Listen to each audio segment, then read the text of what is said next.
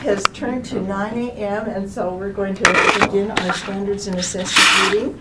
We wish you all a lucky Friday the 13th today. Oh, yeah. And I I'm not at think school. we'd like to begin with introductions of the people who are here joining us today. So I'll begin. I'm Janet Cannon from the State Board of Education, and I'm chairing the meeting today. I'm Elisa Ellis, also State Board of Education member representing District 12. I'm Kelly Yates. I'm the liaison between the State Board of Education and the STEM Action Center.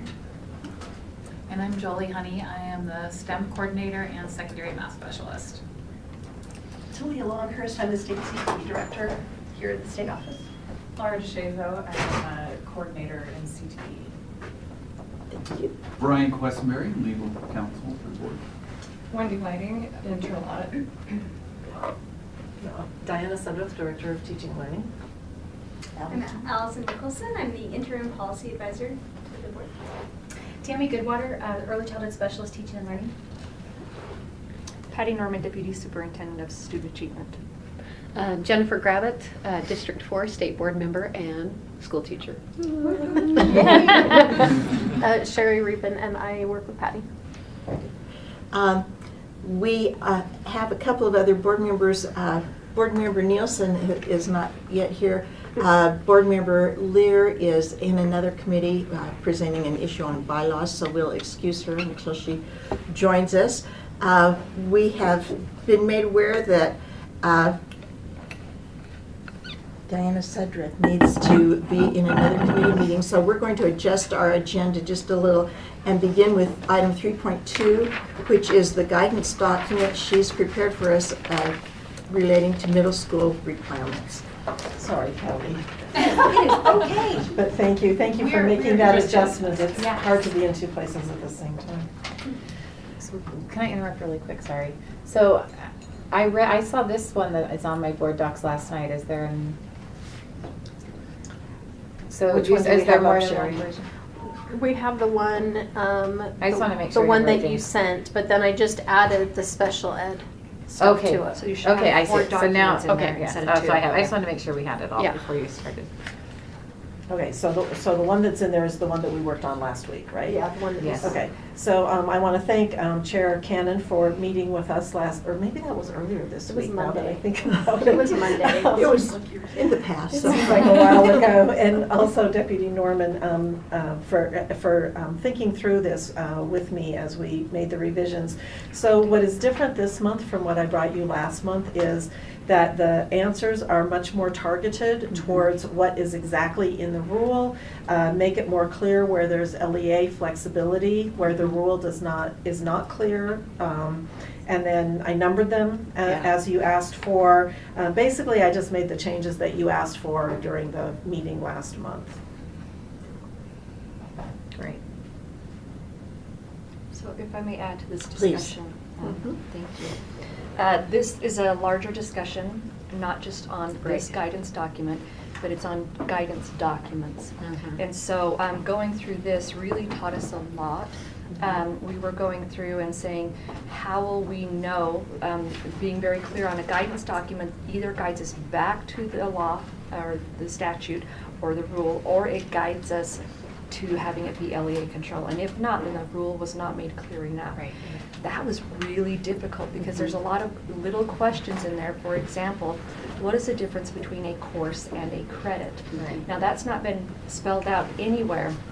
And then we were saying, is that left up to an LEA to decide? So really the robust conversations were very, very helpful in what does it really mean and what are the intents. So that led us to actually looking at more rules and digging even deeper and more statute to be able to say, is this exactly what it means? So I think the process was very, very helpful in doing it this way. Now, I know we're going to talk about our 277-700 guidance document, but if you look within board docs, there was a question as to whether or not all guidance documents need to go to the board or if they can just be sent out. Something else that you're going to see in here, which is the USPE Special Education Services Technical Assistance document. Special education, and I don't know that Leah is in here right now, has a lot of documents that are titled guidance documents. And these guidance documents actually say there's this law, but then there's this other one that we actually have to look at, and it kind of guides them through a series of laws that are out there to be able to say what is most reflective or important, or, and maybe Leah will be coming down, needed for our Utah students at this time with the way that we are doing things and how it is impacted. And so these are also titled guidance documents.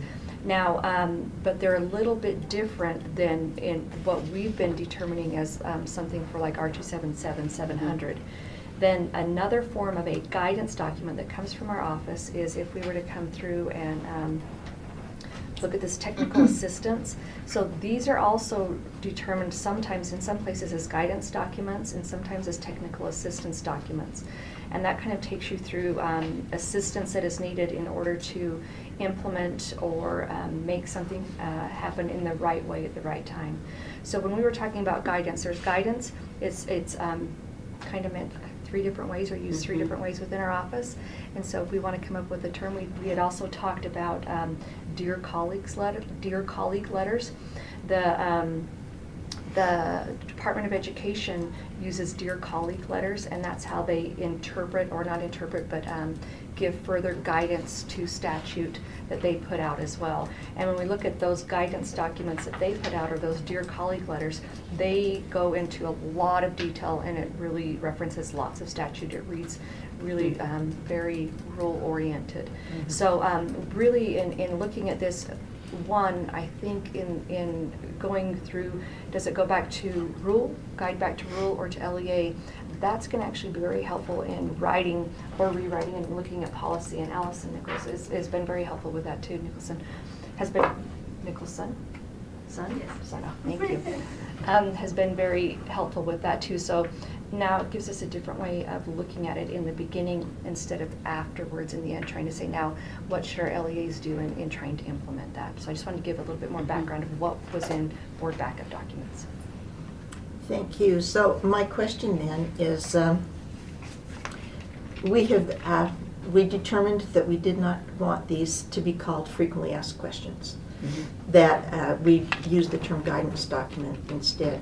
Do we need somewhere to have a definition of what this type of guidance document is versus what they're using in special ed versus what they're using for technical assistance?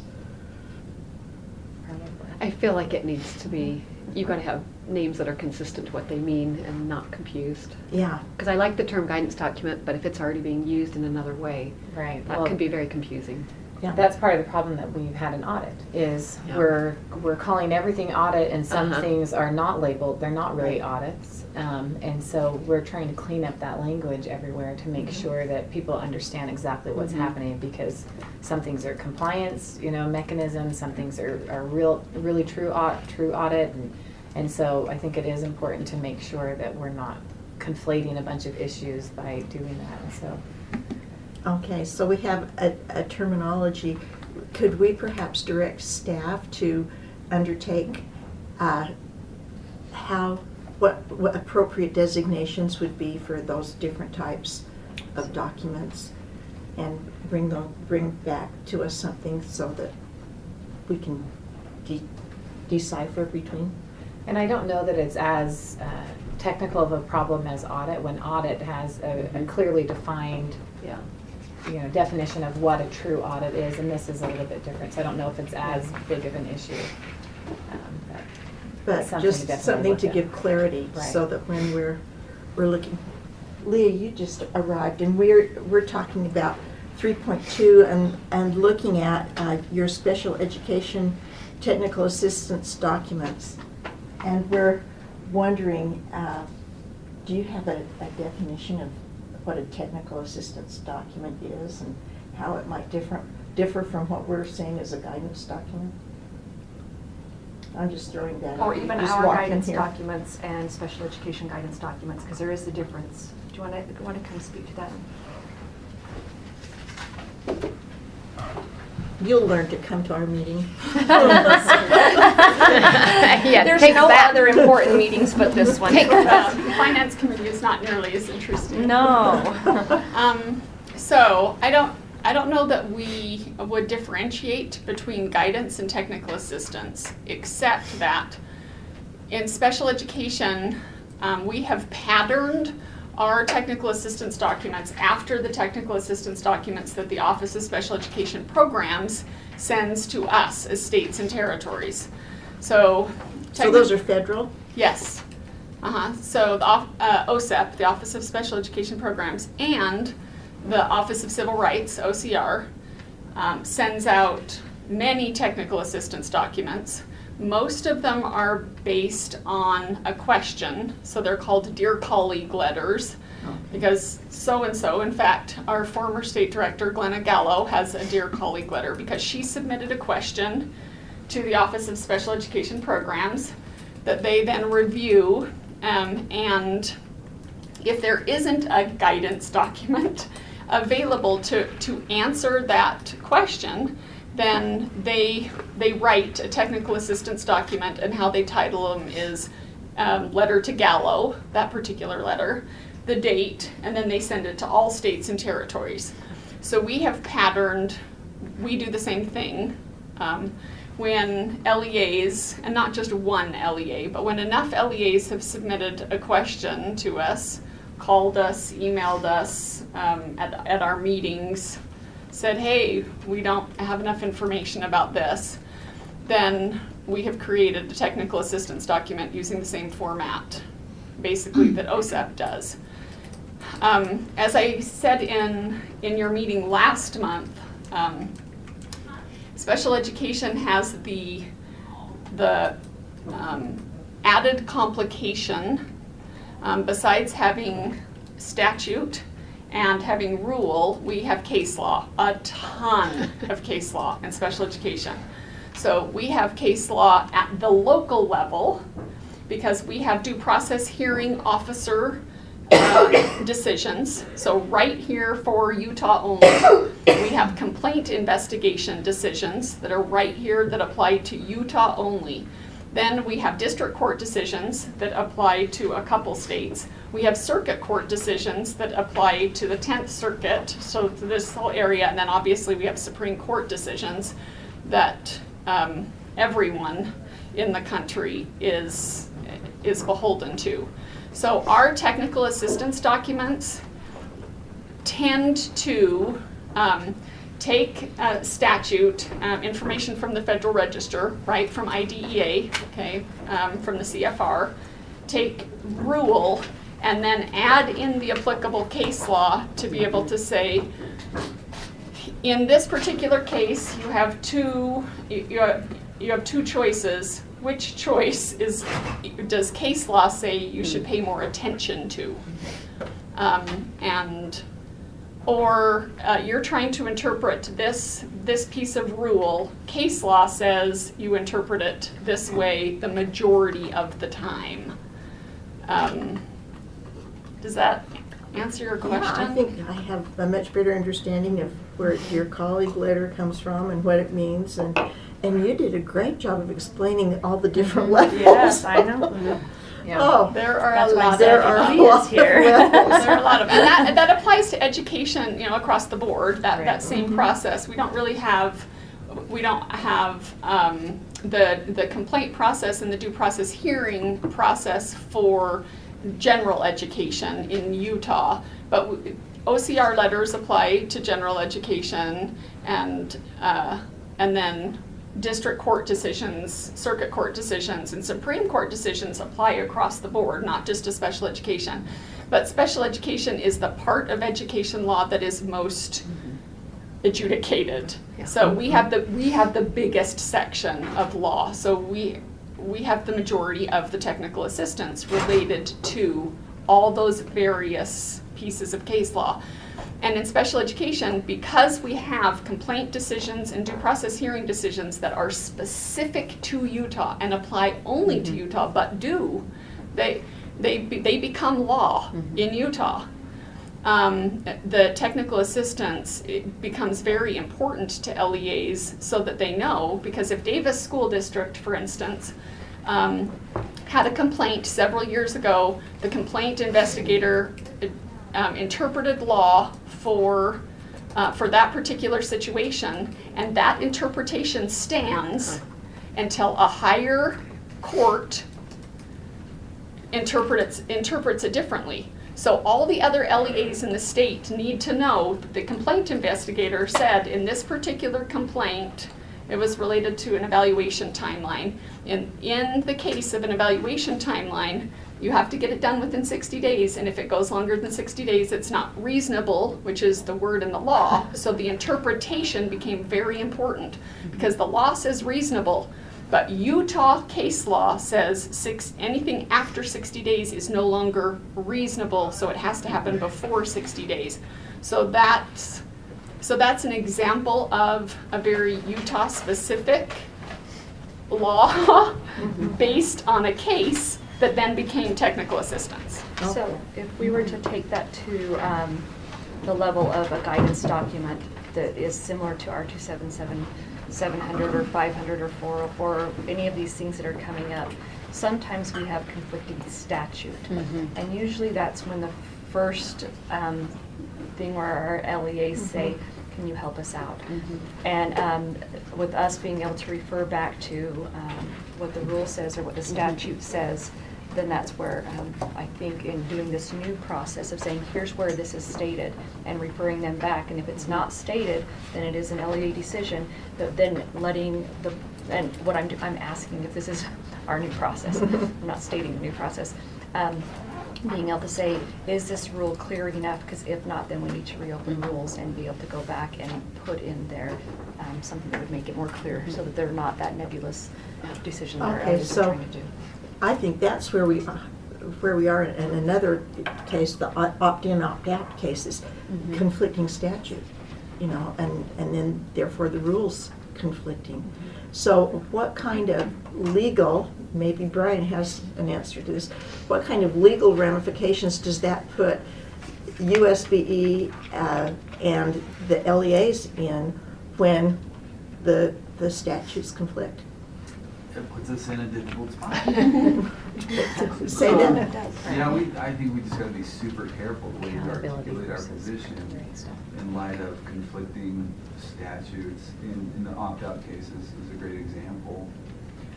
So we just gotta be super careful so that we're clear. And maybe if there's a conflict, we call it out and say, here's a conflict, and it hasn't been resolved yet or decided. So that's a sticky one. At least.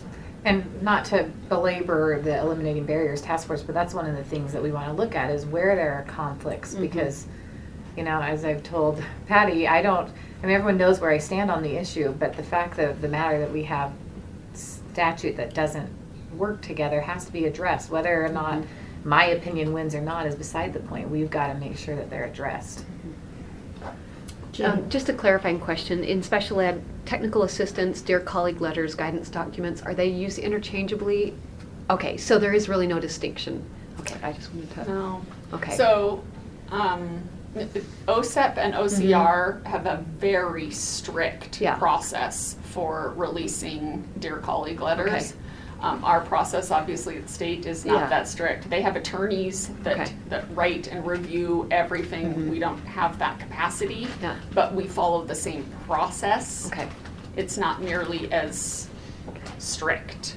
And I'm just wondering if when we use the word guidance document for these things, it's the same intent as when you're using it for special ed. So I think it would be okay to use that same terminology. Okay. Yes, Brian. Just along that line, I would just caution you against using guidance or dear colleague letter. Okay. Yeah. I like the word guidance better. Yeah, that's a federal term of art, and some people have kind of a bad view on that term, and so I would, there's no need to invite controversy. Right. Okay. So we just need some clarity around how we're going to address assistance to LEAs concerning rules, especially rules that might have conflicts within them. And I guess at this point in time, guidance document is what we will use. I just might point out, we had a tough time dealing with number 5 in the guidance document, which classes may be substituted for, and any class may be substituted for as long as student demonstrates proficiency in the course.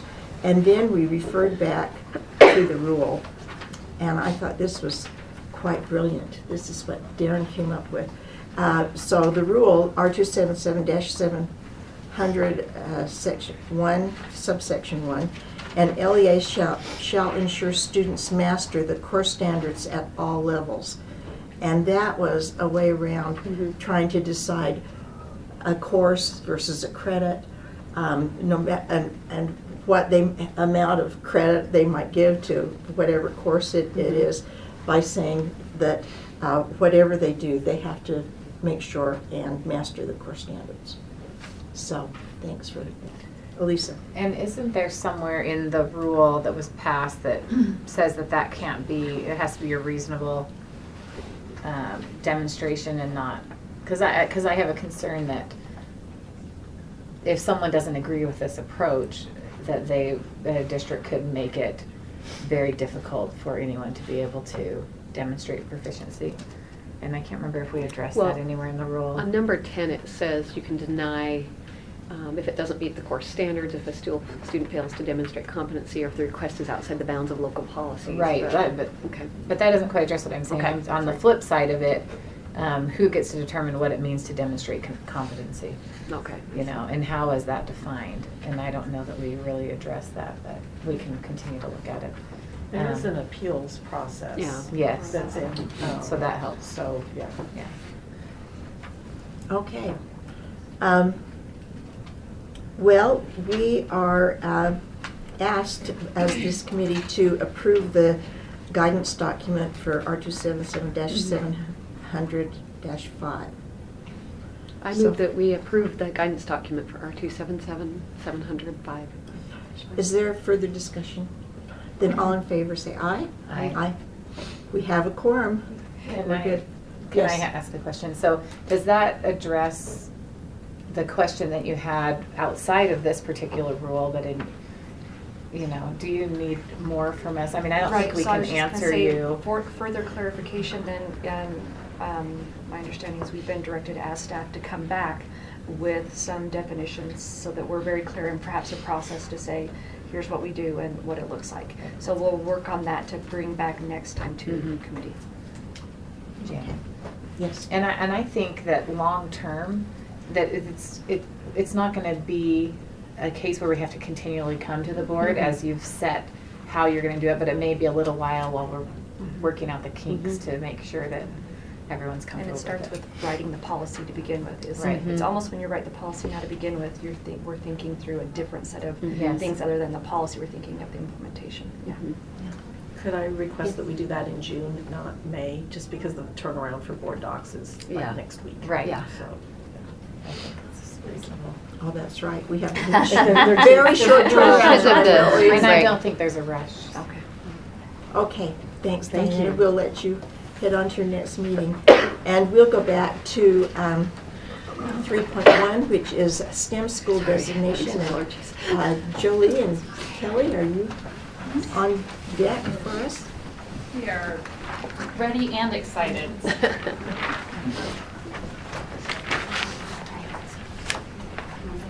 Yes. So what I've actually asked for. So Board Chair Cannon, can what we've got here are a list of the STEM schools that have received designation. Is it okay if I hand these out? Oh, please, Okay, yes. thank you. They are kind of little, so we were trying to save paper, but we couldn't get them onto one page. They weren't tiny, so you guys go. Yes, I thought they were printed, we're like, oh, we should have brought magnifying glasses. Yeah. I did bring some.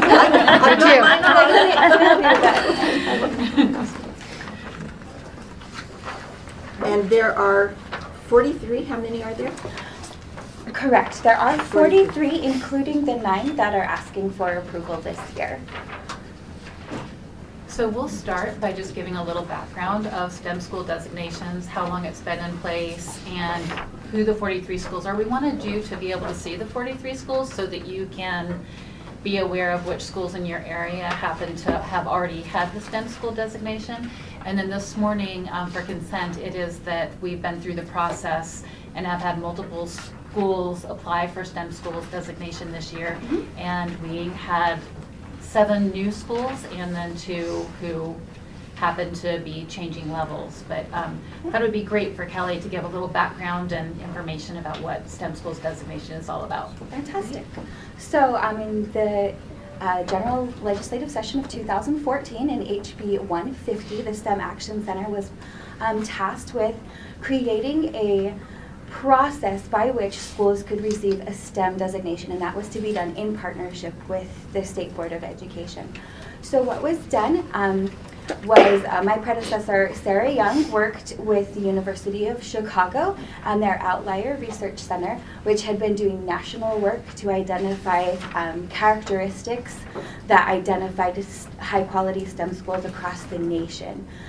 So using their research, they identified about 83 indicators that all of these schools shared, and we felt like that was a little arduous, especially as there was a lot of duplication and replication amongst those. So in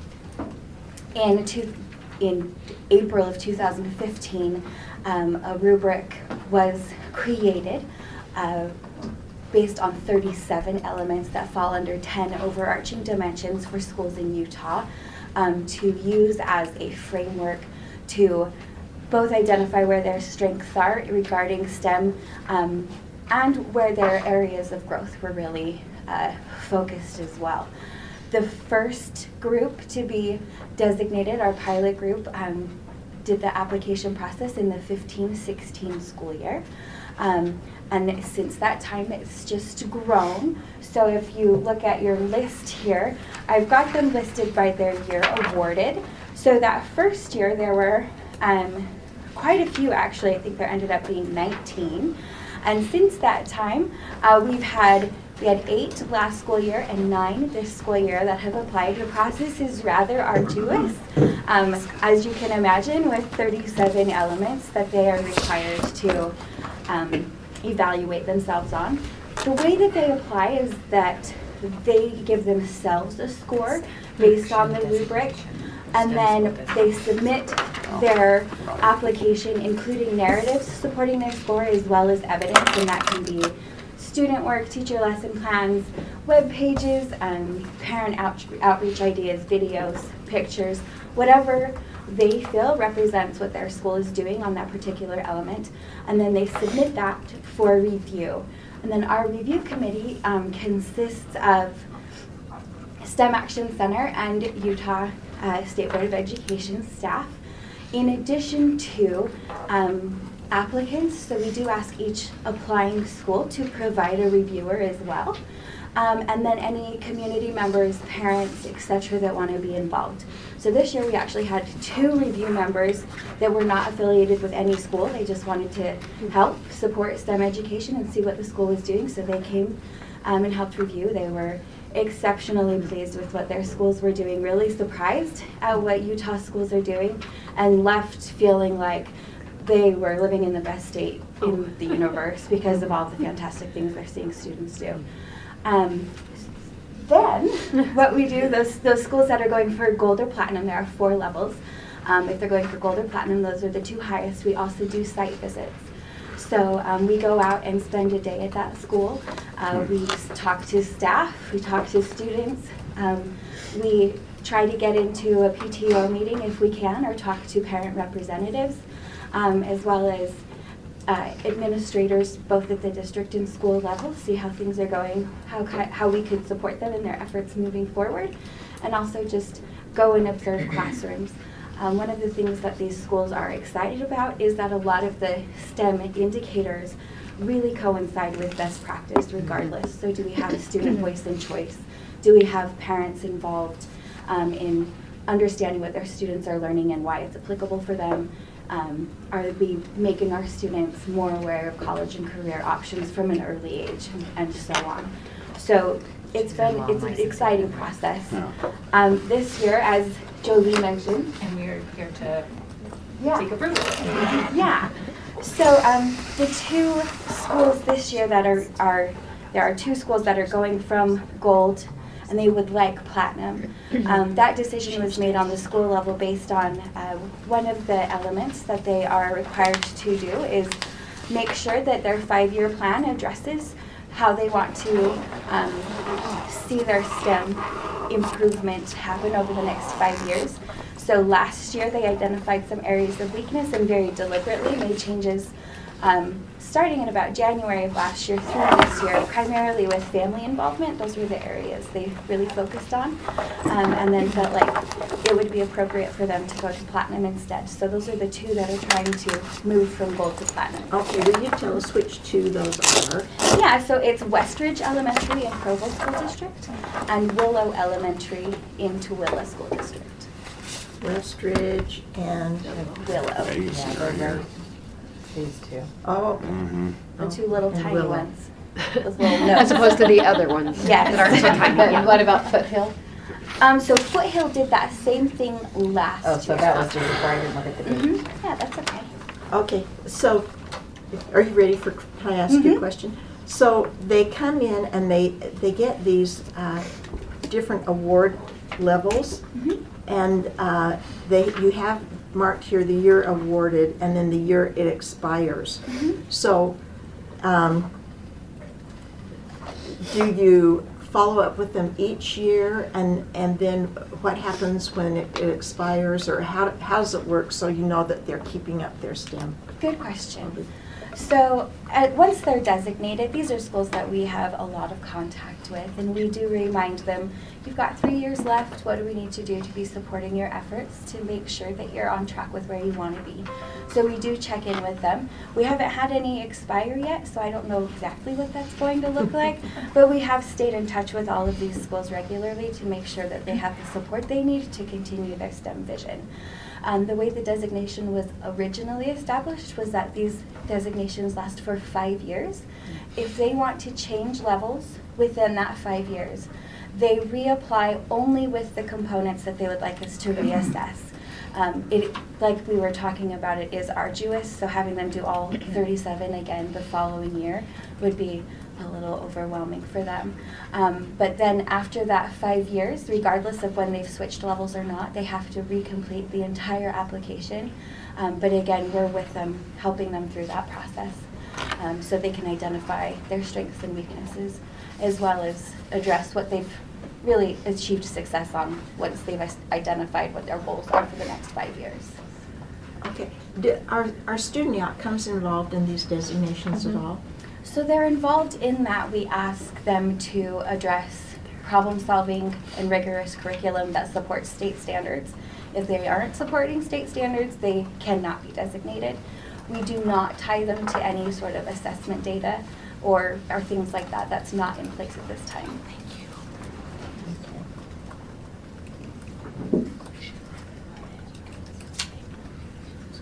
And then will you list for us the 7 Mhm. that we're looking at designating? Yeah, so Westridge and Willow, like I said, are asking to be increased in level. And then we have Sunset Elementary, which is in Washington County School District. And all of these are at the bottom. Yeah. If you're looking, they're Oh, at the bottom. yes. That's gonna help. They're also in Thank you. board docs in a very beautiful graphic. Yeah, they're in a, Yes. they're in a more Numbers. colorful I board like docs, it. right? With their scores With and the everything. scores, yes. So Sunset Elementary, Arrowhead Elementary, also in Washington School District, Cedar North in Iron, Coral Canyon in Washington, Diamond Valley in Washington, New Ames, the Northern Utah Academy of, I always say it wrong, Math, Engineering, and Science, and then Hillcrest Elementary School. And so New Ames is a high school, right? So these Yes. go through all Mhm. levels. Yes. And on this you've given us, what does DLI stand for in level awarded? Good question. So level awarded, there is this kind of outlier group that was started the first year. These are DLI schools that also identified as STEM schools. We have since, so there was going to be a second track for DLI schools to incorporate STEM. In discussion with those principals and then Carl Bowman here, it was determined that that didn't actually make sense for them to have a separate way to be Right. STEM. So they are coming into the regular level process, but some of them received that first year, the DLI, and haven't switched over to one of the other 4 And levels what yet. does that acronym stand for? Dual language immersion, Oh, I'm okay. sorry about that. I've seen that acronym okay. before, and I always have to think, what? Digital Yes. literacy. I know. Elementary. There's a lot of Yeah, acronyms there are a that lot are of used to acronyms. all this Yeah. together, yeah. I know, and I didn't know if it was some kind of a different level. No, or- you are good. My password. Okay, then are there questions from board members for Jolene Kelly? Okay, it's been really informative to hear about this. My grandson goes to a STEM school in Idaho. I hope they're as rigorous and. Probably not. Sorry, Okay, Idaho. so we are the then, best state of the universe, I That's think. Right, I was gonna say, I'm just using Yes. evidence. Evidence-based. Yeah. okay, so this is an action item for us, and we are asked to approve the designated STEM schools and to acknowledge their targeted efforts to improve STEM education for their students. So, is someone willing to make that motion? I move that we approve the designated STEM schools and acknowledge their targeted efforts to improve STEM education. Thanks, Jen. For their students. Is there any further discussion? Then all in favor, say aye. Aye. Thank you very much. It's been Thank you. great learning for us. Uh-huh. We appreciate the good work. Thank you. Thank you. Middle school education first. Okay, that brings us to item Morning, Judy. Good to see you. 3.3, Good to see you. the school grading amendment. Did we deal with this last month as well? I thought we did. We've been dealing and dealing. We just deal and deal. Deal and deal. Dealers, kids, dealers. This is crazy. We didn't deal with the rule though. Yeah. This Oh. is the rule itself. Yeah. Excellent. It's- yeah. Well, let's put the hammer down. Did you bring your hammer? Well, I tried.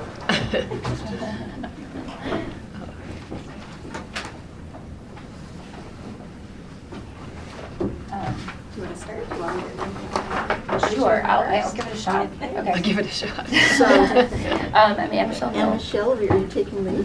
I'm the accountability specialist in assessment and accountability. This is the rule required by Senate Bill 220 to be written or 53E202, that we take the content of 53E202 and put it into board rule. So we've written a draft of that rule and then provided some supplemental information in a separate document that we're calling a policy supplement, where a lot of the details are spelled out without being, and incorporating them into the rule by incorporation, rather than including them in the rule themselves, just because they're kind of long and detailed. Would you like to add? Sure, I guess just to step back a little, I'm Allison Nicholson, your interim policy advisor. And the way school grading was written originally, a lot of the detail was in statute. And so you had, this is how you will calculate and this is how you will determine points. And SB 220, I think, did multiple things, but one of the things that it did was delegate a lot of that detail to the board. And so the rule that we had before really dealt with, all it dealt with was how we deal with kind of exceptions or alternative schools. And so that was taken out in SB 220, and the requirement for us to do all that work. So the old rule was really not even applicable anymore, because it was based on the law that changed a lot. So the main purpose of having this rule is to specifically spell out those cut points, I guess, what percentages and scores determine the different letter ratings. And then we just go through, and everything that the legislature delegated to us, we went through, and you can kind of see, we tried to do that kind of by those different sections. So we detail out how you assign an overall rating for a school, what the percentage of points look like. And then, as Anne Michelle talked about, that's a very detail and has some formulas and technicalities that don't want to spell out in the rule. So we created that policy supplement and incorporate it in the rule, which does have the effect of law since we officially incorporate that. So that's where we go through the different business rules and the methodologies.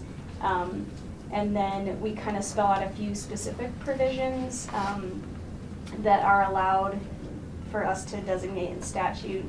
And then we deal with, instead of talking about alternative schools, the statute referred to students. Schools for which an overall accountability determination cannot be made. Yeah. Okay. And then schools that serve a special student population. Yeah. And so we have some provisions about that. So that's kind of a broad general overview of how the rule reads and why it has those sections and why it changed significantly. So I know that the idea of alternative schools and these other schools has really been a tough issue. So can you just tell us directly and succinctly, how does this resolve that? Mm-hmm. If you open the policy supplement on, actually the pages are not numbered. It's on the last page in red. You can see Okay, but Okay, so which one? accountability Section indicators. 5. Policy Yeah, the supplement. accountability indicators policy. Accountability indicator, okay.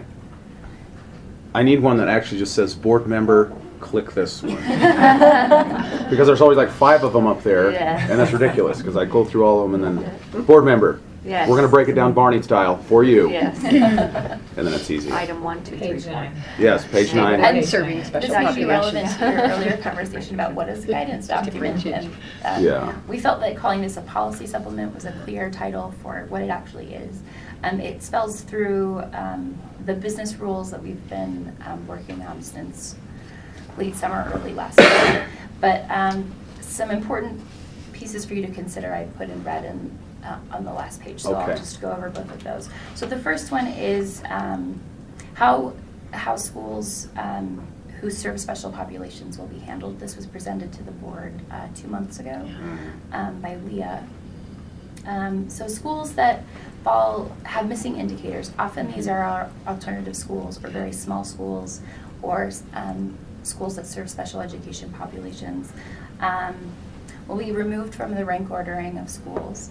They typically are missing indicators for whatever reason they can't calculate one of the indicators in the accountability system. And they'll be considered on an individual level with a rubric of indicators that are appropriate for their setting.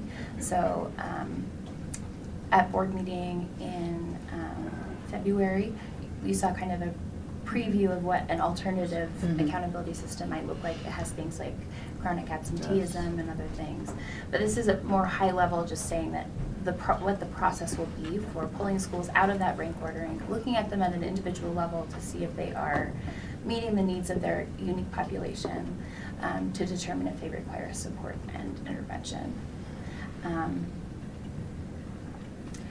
So that's So, a very basic outline of the process. so can I just ask, so rather than,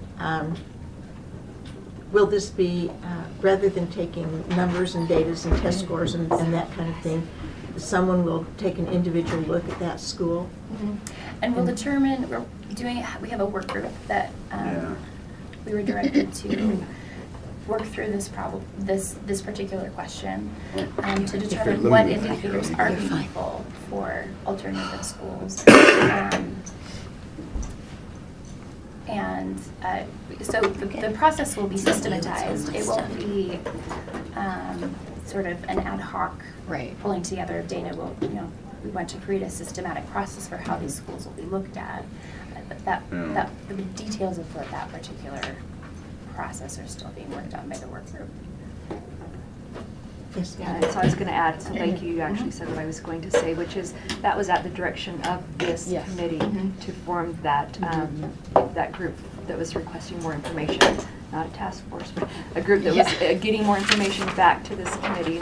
And with that, if we do look at that item I hope you know I did for paint just for you. 42FI is the one that she is, Yes. that Michelle's referring to. Mhm. And that does, if you look at then items 1, 2, and 3 within there, that was where all of the question was occurring, because these schools wanted to be able to say we are growing, and they wanted to be able to say where they were at. And so that is that work group, and I think that Leah and Anne Michelle, are you guys leading that work group? And not work group, that information group to inform committee. Thank you. Great. Okay, when I read through, I wrote down a question here. So the schools have an ability to self-select indicators that affect their overall accountability scores. Is that correct? No. Oh, okay. The schools have the opportunity to report self-reported indicators. They don't have an impact on the overall rating. Oh, okay, so tell us about why do we ask them to Those were great. self-select those indicators? Okay, this was part of the statute, Senate Bill 220, that said that schools should have the opportunity to self-report up to 2 indicators selected from a board-approved list. So part of your task is to look at the draft list that we've come up with that may be used as this list that schools can choose from to report their own performance. In board docs, there's the last document called self-reported indicators is a draft of what these self-reported indicators might look like for schools that they'll be able to choose from, and those will be displayed on the school report card, but again, they don't have an impact on the school's overall rating. To allow schools to have the most flexibility and really truly self-select what they want to have displayed on their report card, I framed it in this way of school level factors, student factors, teacher factors, instructional factors, parent and family engagement, and equitable opportunities. There are, in each of those categories, example activities that the school might be engaging in, and then example measures of effectiveness. The school can choose, for example, if they have robust after-school programs, they could report a variety of data or information about their after-school programs. We started with this list as just kind of a brainstorm, but we've taken it to a USBA conference, the School Board Association's conference. We've presented it to assessment directors for feedback, so we've got quite a bit of input as well of things that schools would like to see on here. One thing that stands out was like child nutrition programs were added, positive behavior support activities, anti-bullying curriculum, that kind of thing.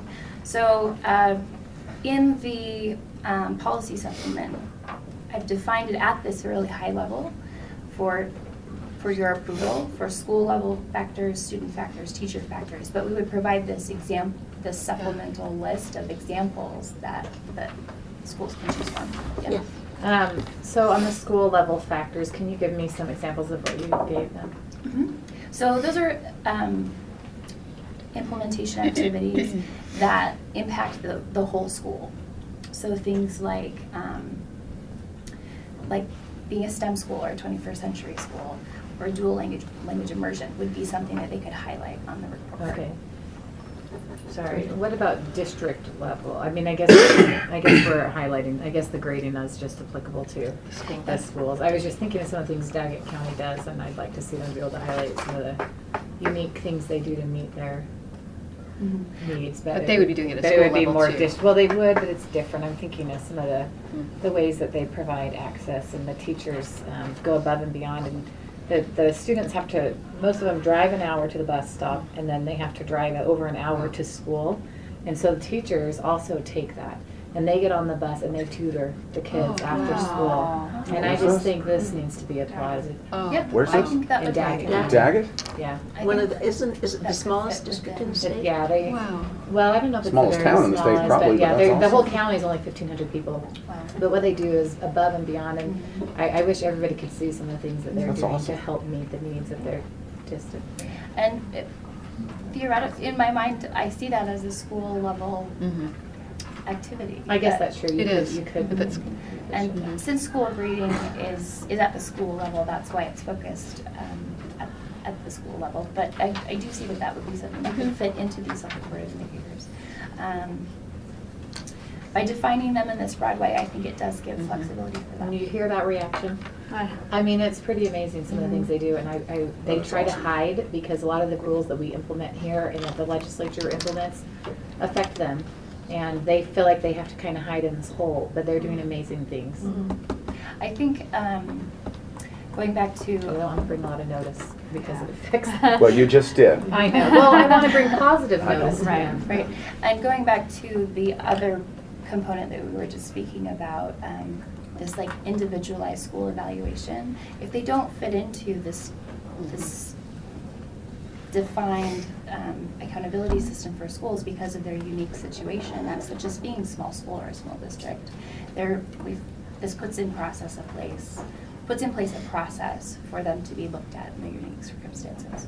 And I'll just add that the rule says that the superintendent shall publish these that are kind of pre-approved, but a school can always solicit one and it is able to be approved as well. So we allow both. You can pick from this list, or you could suggest one that we could approve as well.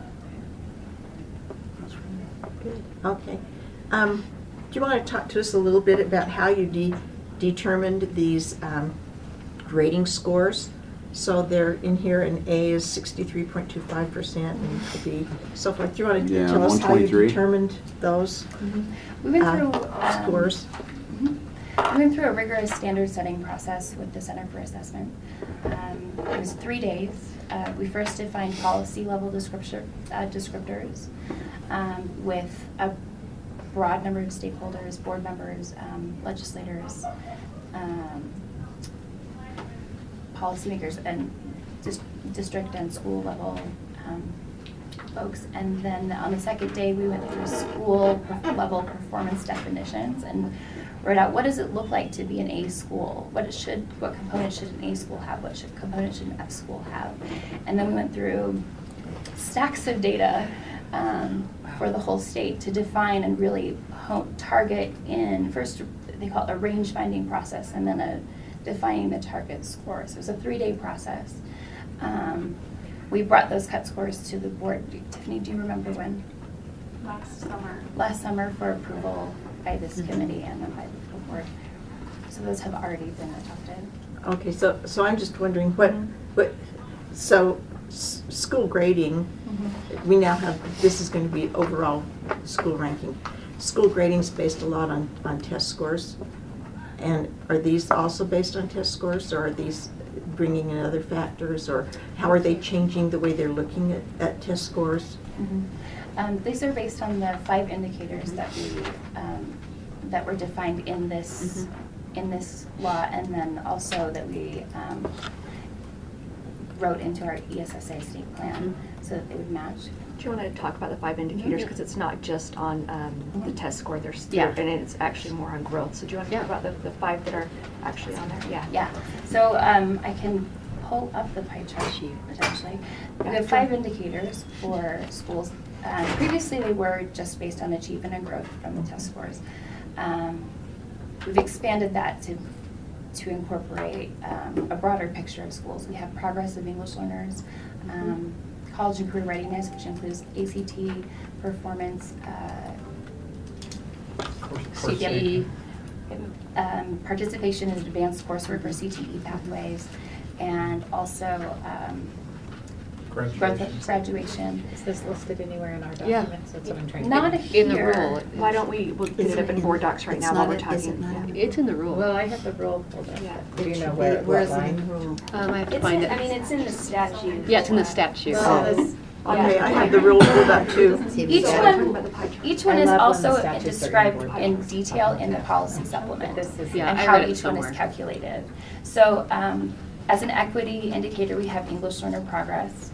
And Michelle, can you put your screen on? Yeah, I can do that. Thank you. So, let me see.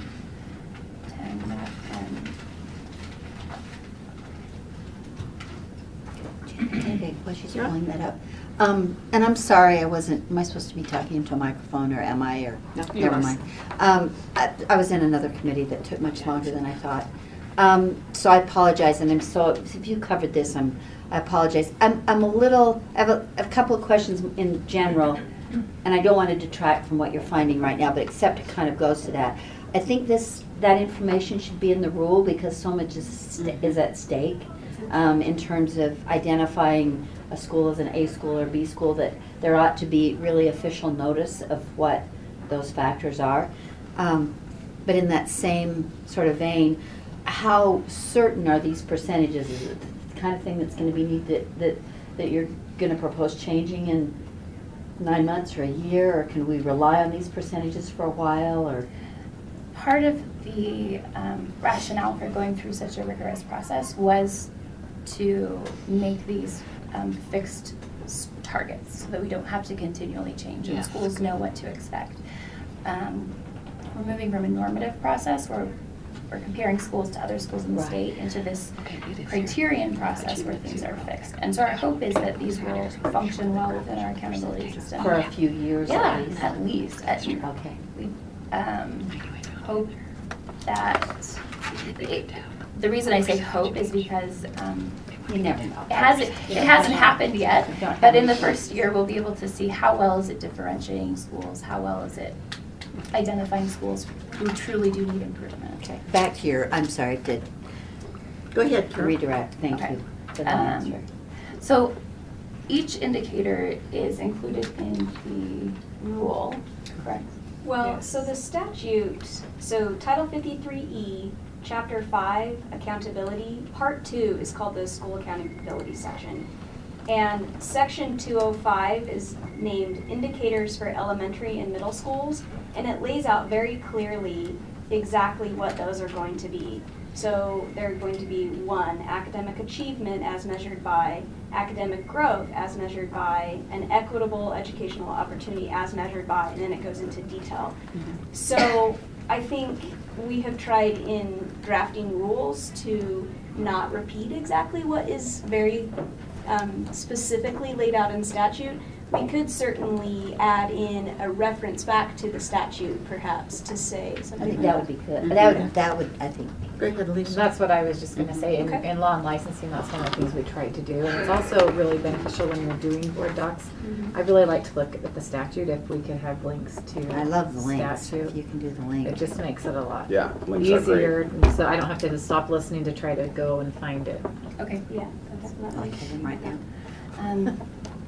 So I'll just maybe go through this in a more systematic way. We have achievement, which is calculated by percent proficient in the school. The second indicator is growth. And that's the percent of students meeting their student growth target. And then it describes the indexing of points that will be awarded for that indicator. For equity, we also look at growth of the lowest quartile, the lowest performing 25% of students in the school. We look specifically at the growth for that group of students so that schools are focusing on their lowest performing students. We look at English learner progress, the rate at which students are progressing toward becoming fluent in English. For high schools, like I mentioned, we have college and career readiness, defined through ACT, score of the percent of students meeting a score of 18 or higher, graduation rate, and also advanced coursework, students getting a C or better in college coursework. So compared to our previous accountability system, this is a very much more growth-focused set of indicators that really highlight students who require supports like English learners and the lowest performing 25% of schools. More than half of the points are made up of growth scores rather than single year proficiency on the statewide assessment.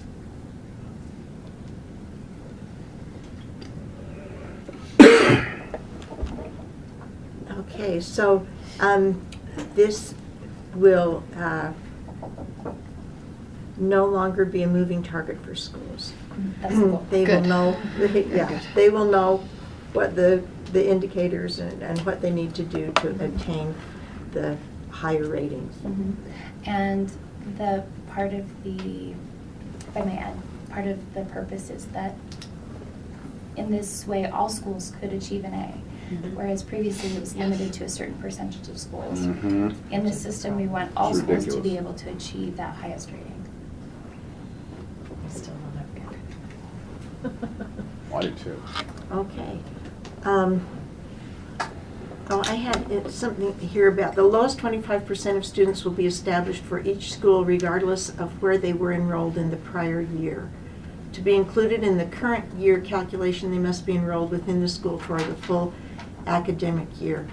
So that wasn't completely clear to me. Can you kind of explain how you're handling accountability for students that are mobile and come and go and move in and out? So we do accountability calculations at the end of the school year. And for students to be included in this group, they just have to be enrolled in the school for at least 120 days. That ensures that the student received the bulk of their instruction in the school, and the school is truly accountable for that student's education. Students that are highly mobile, that's an issue in of itself. But when we attribute a student's performance to a school, we want to make sure that the school is truly responsible for providing the bulk of the student's instruction. Okay. Other questions from committee members? Elisa? I don't have a question, just when we're talking about things moving forward. And I think it's important when you're writing the guidance document and stuff, sometimes we as board members don't always agree with legislation. And so we may look at a rule, and if we don't, have a memory of that being specific in legislation, then we may try to change it, and then it ends up causing some problems. And so if it is pointed there, then we can look at that reference and make sure we're not, going above and beyond the mark of what we're allowed to do. Something I could do is make reference to statute Yes. in Good. this Right. policy supplement. I could make those That's I changes. think, really I think it like would be that. a beneficial Okay. thing. Well, should we go ahead and because what they're asking us is to approve this amended rule on first reading, and perhaps we want to make that amendment now. Would that be appropriate? Is that something we could do easily? I don't know if it has Or to be do- amended. So. To I just would- amend to add the reference to statute? So in section 2, 497-2, assignment and overall rating of schools, I was just going to add in there something like the board shall rate schools based on indicators described in 53E5205 Yes. and 53, so Okay, just. Yes. so what line are we on? That would be line 120. I would probably just state it right up first. Yes. Right now it says, it just Board. kind of jumps in. Yes, the the board board establishes establishes the thresholds, following, yeah. but before that, I would put the board shall, or the superintendent shall assign ratings in accordance with the indicators in these code sections. Yes. Make that To one. Okay, It good. goes Make back that to an our first amendment. conversation of guidance documents. It's very clear, yes. So, I could write it up, but that's what I was gonna write. Okay, I well, think why don't we go ahead and do that now? Since I think it's the consensus of the committee that it's It going is to be definitely. beneficial to have that Okay, in. so to make a motion to amend the rule. Yes, Yes. but we'll, Add- And then yes, we can approve it as amended. yes, and then we'll approve it as. Can I ask a clarifying question? Yes. Remember Lear talked about including in the rules the specific Yeah. components that are going to be calculated, not necessarily how they're being calculated, but, so we've included already, it includes graduation, EL, the ACT component, but it Where doesn't. are you looking, Darren? What In the line? rule itself, so section on lines 166 through, Okay. 172 is where it references graduation. The calculating the growth of English language proficiency is 173 to 178. And then if we go over to, or down further to 189 to 191, it talks about the ACT, but there are some elements that are contained, and this is what I wasn't sure what I heard you asking for. There are some other things that are calculated into the grade that aren't specifically identified in this rule. Is that what you were asking for earlier? I actually, is it okay if I Yes. I'm okay with the combination of what you just pointed out and what Allison said about citing the code references for where those indicators come from. That satisfies what I was concerned about. But, where it says on, 152, the methodologies for calculation of 1, achievement, 2, student growth, etc., would it be redundant to put in there like the percentage or the points? Like, as a teacher, I'm reading this, I would really like to see, okay, I mean, I can go reference the other stuff, but I would like to see 56 points possible for achievement, or I don't know if that would be too much to put in the rule. So. Or because it's different depending on whether it's a junior high or a middle school. So maybe that's too cumbersome, or is there a percentage? Right, so I think where we talked about referring to Yeah. the statute. So we could just- That's there, that language you're talking about is just some very general. Okay. What is included, like what we're going to explain in that further wonky detail. Yeah. So that's just, it includes things like technical details of how we did that, but I think that those percentages you're talking about would be up in that Okay. statute. Okay. And those ones that Darren referred to, the things that we've included in the rule are either where the statute gives us latitude and we've accepted it, like the board may include up to 10% 10% of the points related to the 5-year graduation rate. So we've said, yes, we're going to take that. So the superintendent shall use up to 10% of the high school graduation points, taking into account the 5 years. So we've clarified that in the rule, or where it has said things like we've clarified that, they talk about using the college readiness score. Yeah. So we've clarified in the rule, students can take the ACT multiple times. So which administration of that test are we going to use? So additional details like that are in here. But Which one do they use? Is it the first one? Well, it's the one that's the statewide administration that's offered to everyone. Okay. So if the student One takes during it, school. yeah, like on their own for the 3rd or 4th time, we wouldn't use that one. We'd use the one that everybody takes that we offer to everyone. Yeah, their junior year. So for clarification, I'm thinking of this rule, and I'm thinking of, we have the policy accountability indicators guidance, what do we call this one? It's the Policy supplement? policy supplement, and then we have guidance documents, which is different than a policy supplement. Yeah. So in my head, I'm looking at what we were directed in the very beginning, because I really like to Right. I want it to align be- everything. And so as I'm thinking this through, and then I'm thinking about our LEAs trained to implement this, and Yes. making it as easy as possible, would it be possible, or does this make it actually not as clear, if this were written in, I'm just adding more work. She's not really sorry. If it were written in the same way that the course requirements was written, so it Yes. talked about elementary, middle school, Yeah. and then high school, so that as, even in looking at this when you were talking it through, we're looking in one area to say what the indicators are, then another to look for the percentages of, and then, so if someone needs to be very adept at reading through these rules and then going back to make it more simple for our population who has to actually implement it, so then we need less guidance in the Yes. implementation of. Because it does distinguish up above between elementary, like A, B, C, D, and it does distinguish with high school, but then it doesn't. Yeah. Uh-oh, I know. I can speak to that. I So, know.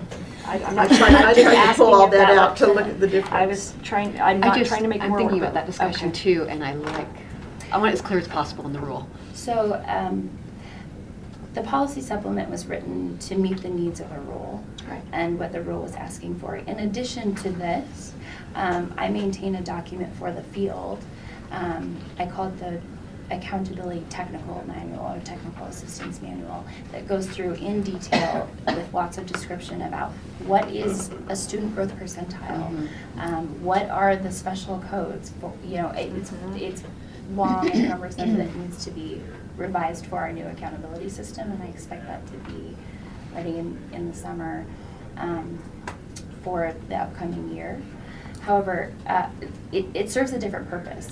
It's a guide. I don't want to use guidance document. It's a technical assistance document for the field, so that they can really deconstruct and understand this entire system.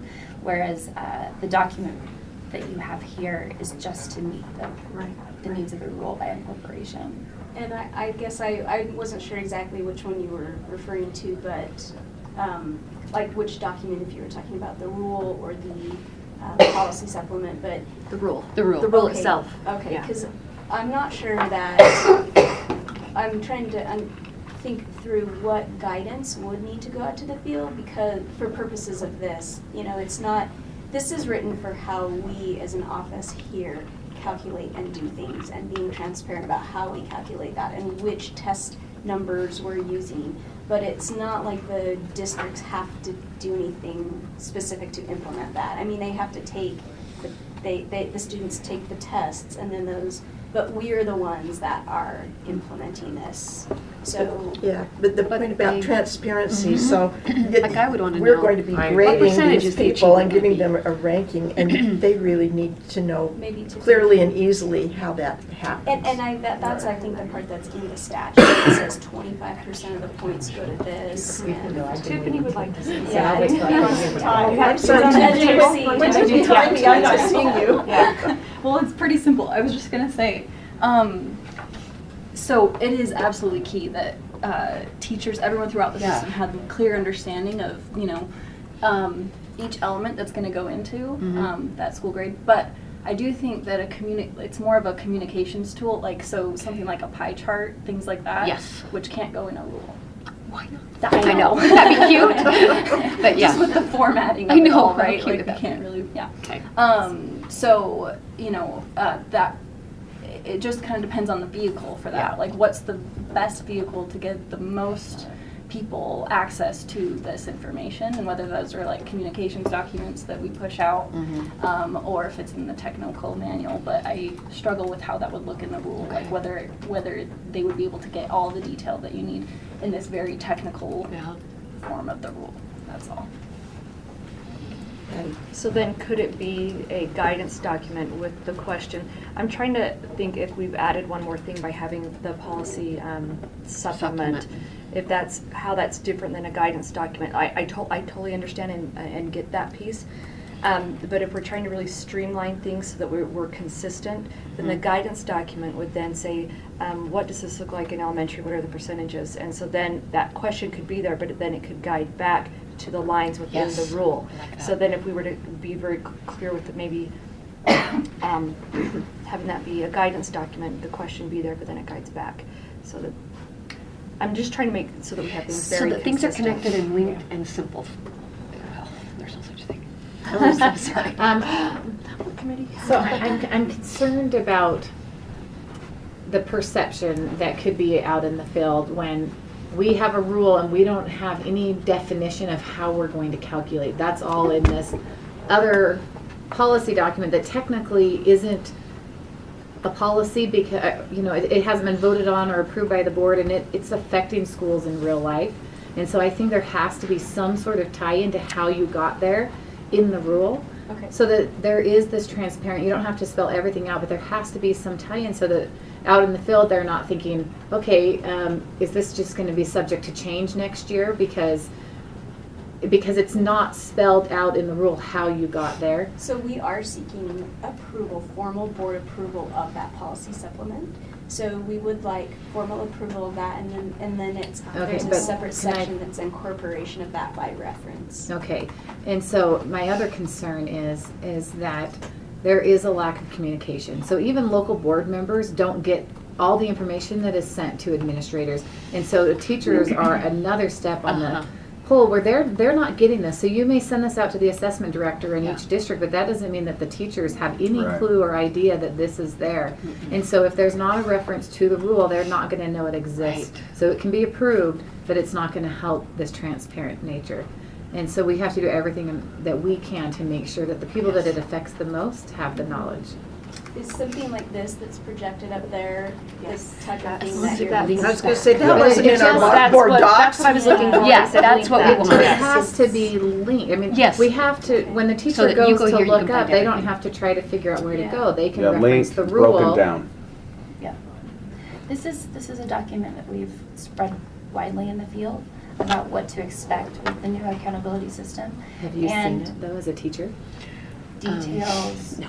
about have each it either. indicator. This is your guidance Yeah, your document, teachers are- not the, No. not the one that's incorporated by reference. He is not a tested subject. This is just a kind of infographic. that They we have can- Carol? So here's my concern, and I Seen it. realize that this is sort of and maybe it's a complete anomaly, and if it is, then I'll accept that. But here's my concern.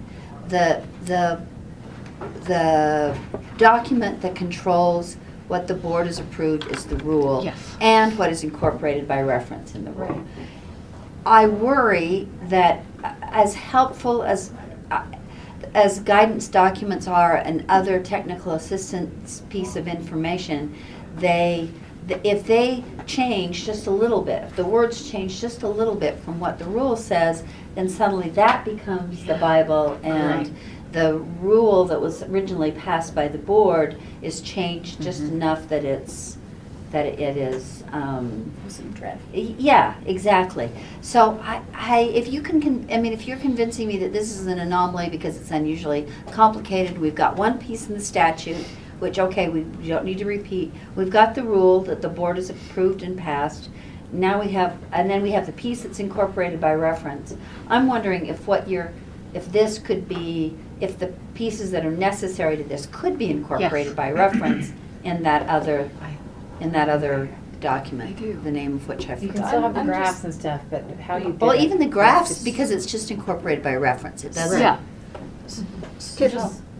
Just to clarify, all of these weights, these percentages are in statute, so statute would have to change before Right, we would change but that. those are the exact words of the statute? Yes. So But there's. over here, Uh-huh. the words on But the left, side. those are just describing what is proficiency, what is growth. They're But not, not the grading percentages, those aren't in statute. yes. Well, they have this, but not how you got to an A. Yeah, not the cut scores, those are in rule. Those are in rule. That's But what I we're would love a deciding. reference to that in the rule so that you can go to the rule and find everything you need, even if you have to reference it. And then, yes, that's kind of what I'm Yeah. looking for, but because I worry otherwise that there's so many You don't know where to go explanation to. pieces that it gets away from what the actual rules are that are the official documents.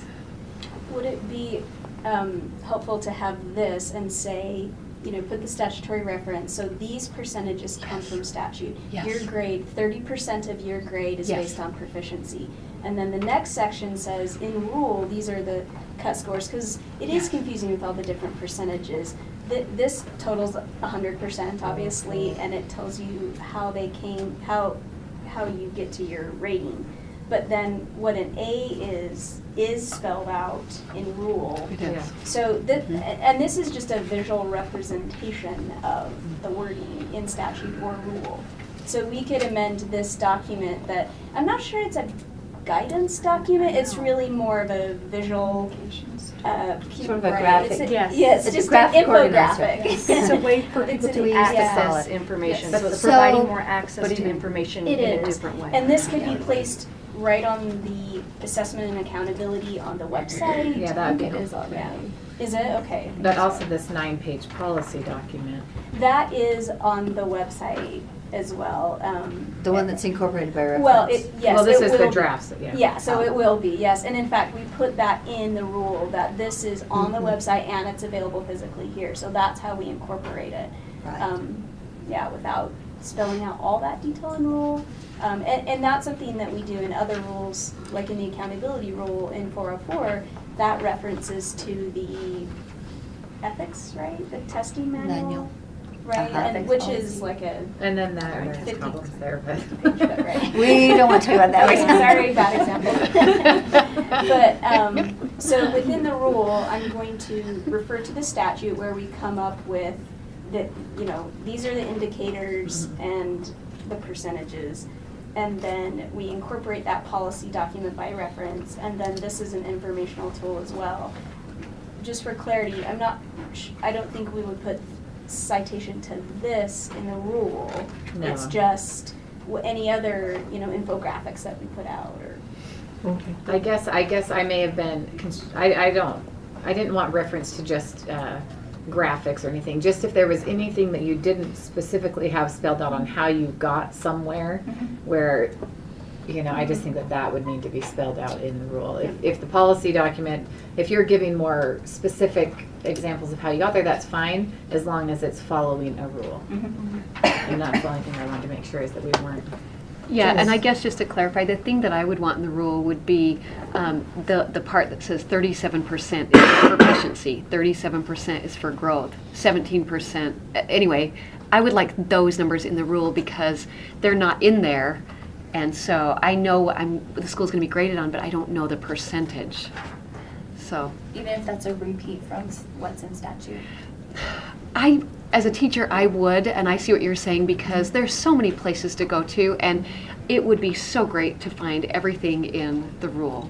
But, and maybe, I guess, if you link the statute, that would be okay with me. And then that could be, like I said. Because we're trying to get incorporated teachers into to go this. to the source, but they don't trust the source because not everything's in there, or it just doesn't feel like it. And you have to Yeah, I agree with can't Jenny. access I it. think I think it's not going to take a whole lot of paper to put 37% Because you weighting already in do for it with the proficiency. A, B, C, D, 63.25, like.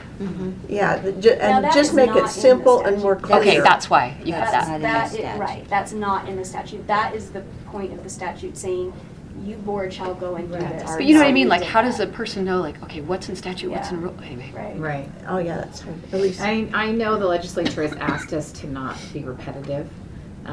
And so I know that's where we're coming from. But in this instance where it just seems like you don't have to completely repeat how it was written, but reference the statute I'd be and okay then with just put the percentages next to it. I don't know that it would be a problem, but maybe Tiffany does.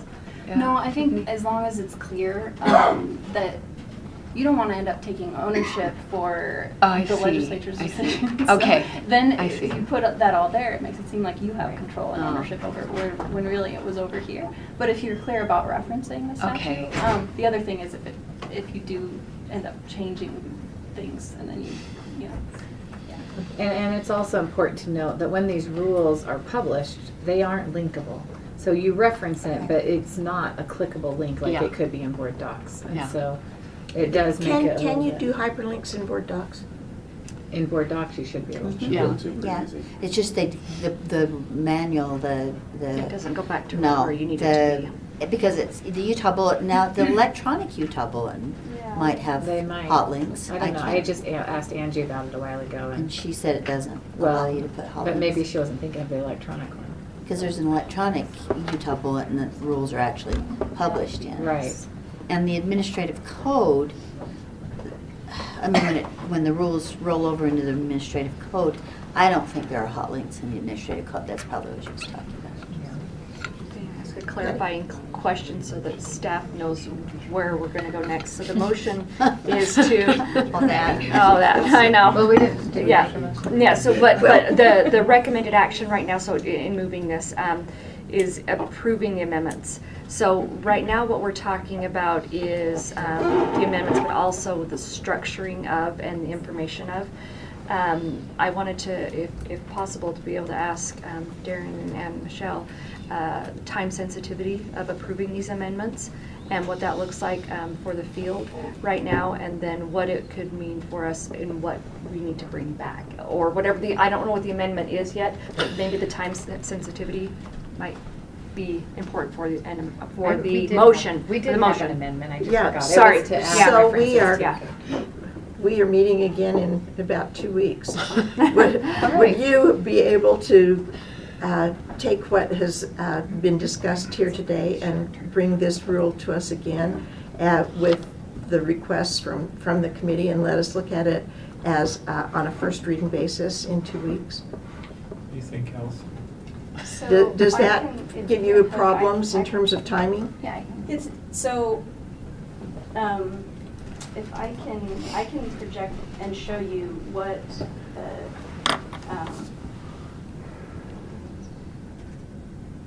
what I have. So far I have that one sentence. I guess I'm not clear on your direction on, Tiffany gave some clarifying information for you to consider about whether you wanted just the statutory reference or statutory reference plus the Cliff Notes version. And I'll show you what I have,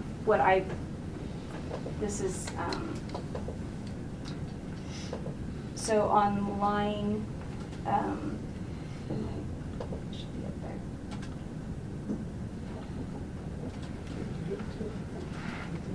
printed that one. I don't know, it doesn't want to show me. Okay, so if you look on the rule on board docs, it is at line 120. I would insert, and so that would all have to be, I would insert a new number 1. And that new number 1 would say, this is what I was going to hope to project, the superintendent shall assign an overall school rating in accordance with the indicators outlined in section 53E 5205 for elementary and middle schools and section 53E 5206 for high schools. So that tells you the indicators are listed out in those sections. So I would put that in the rule, that would be the new subsection 1, and all the, the numbering would change. And then it tells you the board establishes the following thresholds to assign those overall grades. So that first subsection 1 is those percentages we saw in the pie chart that comes from statute. And then the new subsection 2 is the percentages that you are establishing for the cut scores. So that's the only amendment I'm aware of for the rule, if that is okay with you. But that doesn't put those It numbers doesn't put the in the rule, percentages. does it? It doesn't put the percentages in the rule, so Does I that can't do trouble? that, but that is what, sorry. Can I maybe ask a different question then? What's your opinion, Yeah. yours, Darren's, of how well teachers or the people that need to understand this, including teachers whose schools they work in are graded, how well are they understanding this based on the documents you've given them? I would, Is that a really dumb? No, it's just they're not. Oh. They're not at all. We just like, what's yeah, it this year? I think there's a different question to ask, and that is what level of understanding do the different audiences want? So this technical manual, when Anne Michelle mentioned the field, from the context of assessment accountability, there are people in the LEAs who, when we publish the outcomes from their data and grades, or this coming year will be grades, will be those thresholds, they go back and they audit it, and they'll contact us if they can't calculate it exactly the same way.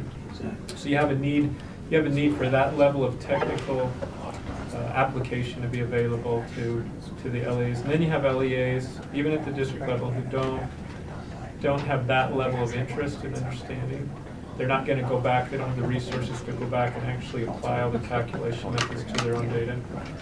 And down to the classroom level, it's similar. You have some teachers who are really interested, and then others, and I would say, from my experience, the majority of teachers don't want the detail that we have included in the technical manual to the people who work on it from a psychometrical standpoint want to have. So that flyer that Anne Michelle displayed earlier, that was what we presented to the Utah State School Boards Association and the assessment directors, which we have about 140 or 50 people who function in that capacity across the state from LEAs. That's designed for those who just need to be able to answer to parents and their school board, here's what percent each category is providing. Here's the categories that are calculated into the school grades. For instance, we surveyed assessment directors, I think in December, because I was curious how they understood the ACT was calculated in last year's grading, and the majority of them got that answer wrong. Oh, that's right. It's just That's frustrating. helpful information. Not because you didn't answer my question, but just because I don't know what to do. I think teachers want to know in general, like, this much is for achievement, this much is for growth, this much is for this. And I think many don't even know where to look, and they're too busy and too exhausted to even search. And if they knew to go to one place, like I always say to the teachers, well, go to the rule, and then they're like, so I don't know the answer, and I understand what Tiffany's saying about, do we want to take ownership of what the legislature does, you know? Yeah, in the draft you have, on line 161 of the rule draft. They do, but it doesn't have that one. What if on that line where there's a hot link to this supplemental manual, it actually was more descriptive on, here's where you find the calculations. I would love that. Rather than just, here's the manual, they don't know what's in it. Right. We actually just say, here's where you find out the technical details associated with the For those who calculation. want to, Make it simple. that they can go to one source and they can have links to other places or they can have access to it. Teachers will look at it, they know. Do you think that's sufficient? They'll get to it. Or do we still want to? I almost guess we have to try it and then see what teachers are asking for, Yeah. what different level of educators are looking for. Here's Let me the- just or even ask, I would like- are there members of the audience who wanted to give input to the board on this item? Yeah, I'll say so. Yeah. Oh, and Terry, then chime in. I would love Bridget. Where do you want me to go? Right here. As Terry's coming up, the other thing to consider is the calculation of grades, proficiency, achievement. That's not new. We've changed the formula. But we've had a number of years where schools have been subjected to this type of rule. And so to consider for yourself, if there have been problems over the years, if LEAs and teachers have been asking for information that they haven't had available to them. And that's another lens, I think, to look through. Since this is a brand new, we Yeah. just changed the mechanism, some of the calculation thresholds. The system itself has been in place for a number of years. Okay. Okay, Terry Shoemaker with Utah School Board Association, the Superintendent's Association. I actually got very excited when I saw the draft that's being proposed to be out and disseminated. I actually like it a lot.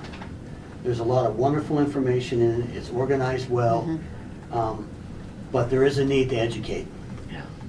The assessment directors probably know more than anybody else, and I would say the superintendents probably at times know less than many, simply because of the scope of their jobs. Yeah, right. They worry about everything, Yeah. all at the same time. So Darren and Patty, I think we've already kind of briefly talked about coming this summer to the superintendent's meeting and organizing this conversation and having a real detailed conversation about the document, the draft document, or however it gets revised between now and June, last week in June, because I would like them to be very clear, at least as best they can, as to how these things are going to be calculated, which I think they have some understanding with. A lot of them have a lot of understanding of it. The reason that's important is because, as you said, there will be those who have staffs who calculate and check. And there'll be those who don't know how to check. Okay, so there's all this education that has to happen. Now let's transfer that back to teachers. There are a lot of teachers who want to know. I learned that as a superintendent. Why is my school a C? Yeah. You know, and how are my students and my work contributing to that grade? Yeah. Or not contributing to it in positive ways. Okay, so principals will be way interested in this. Superintendents have got to make sure that their staffs or them actually work this process through the system as best they can. And as we know, not all of it gets to the end of the row, and that's where the teachers are sitting in many places, particularly in secondary schools. The secondary staff meeting is challenging at best for principals. Okay? I mean, those of you that work there know what I'm talking about. There's, on any given staff meeting, you may have 20% gone because of coaching, whatever. Okay? Trips, whatever. School board So, meeting. I know, I'm going today. yeah. My point is, I'd really like to circle the pie chart idea, the one I saw when I walked in here. Thank you. Thank you. Oh, wow. Thank you, Tiffany. Everyone. Because I think it makes a great big difference, and if we can boil that down, that will be easier to disseminate through social media and all the other kinds of networks that we use. I strongly encourage this to move forward. I think it's going to make a difference. I don't know if that's helpful, Janet, but that's my feedback. Thank you. We appreciate that. Elisa? Just when you were sitting next to Emily, she said that they posted that pie chart last year on social media, and it had a lot of traction. But I think one post a year ago isn't sufficient. We need to continually, you know. Okay. So I added the language that, from my understanding, so if you could help me Yes. to see if I've captured this. So to go back to that rule like I described before, that's going to go right at the beginning is a new subsection. And then where you, I think, described where you wanted this was in the incorporation by reference. So by the administrative rule drafting procedures. We are required to actually have a separate section that says we're going to incorporate this document by reference and say kind of what it does and where it's located. So do you want this new subsection that says additional information on school accountability may also be found on the website described in subsection 2A, because that's right here. That takes you to where this policy supplement can be found. I mean, I don't know that, anyway, is that what you were trying to capture? Is that what you would like? That's what I would like as a teacher. Elisa? I think it's a great idea, but once it's embedded into the rule, we're just gonna have to look through it with a really fine-tooth comb to make sure it's not changing the rule at all in any way. I made it fairly vague. Does it Right. capture the? Yeah, I think so. I think it's good. Okay. So those would be the two amendments that I've heard to the rule. Is there anything else I missed? Or? I wonder, why was not the pie chart document not included in our board docs for this rule? We should put it. That's what we just said a second ago, could we get it in, yeah, so. Yeah, if you'll send it to me. Yeah, we'll put it in there. Put it on the public site too, Yeah. because that way people can see it. Yeah. It's too beautiful to not Yeah. spread everywhere. Yeah. So then. Oh, and also, are we may be amending that lovely pie chart document to include now, if it gets approved, the percentages for the A's and the B's. So it's more of a complete school accountability handout that shows statute does this, rule does this. So then I'd like to, well, did anyone else want to give input into this? Tiffany wants to. As we're Tiffany, I see you chomping at the bit. Oh, I'm dying. I don't know if I should say it. Say it. I Say know. anything. Is that what Emily told me? Probably. I just feel like I would be remiss if I didn't say, well, this is all fresh on your minds, but I also don't want to muddy the waters. That They're already the muddy. communications around this is challenging in a year where we are deciding to not assign letter grades, because the only reason why the percentages, the weightings, the percentages, and also the cut scores matter is because you're assigning an overall rating.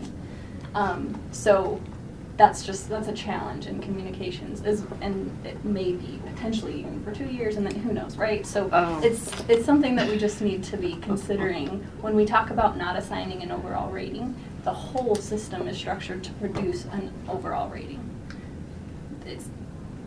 And yet we're not.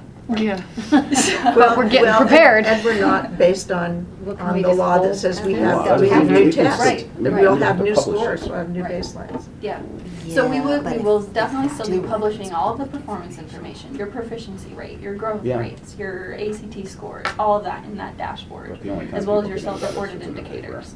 But the percentages look up my and school, the cut right. scores, 33% that's of to the produce a people read rating. newspaper, So- online, Online, right. well, or anywhere. And we had this discussion as well, which is Wow. regardless Then it must be true. if they approve, if there's an overall rating or not, then it actually talks about what the board or what, stakeholders feel matters the most. Is Yeah. it the growth? Is it, so that percentage of actually speaks to what Yes. matters or what is felt to matter, whether there's an overall grade there or not.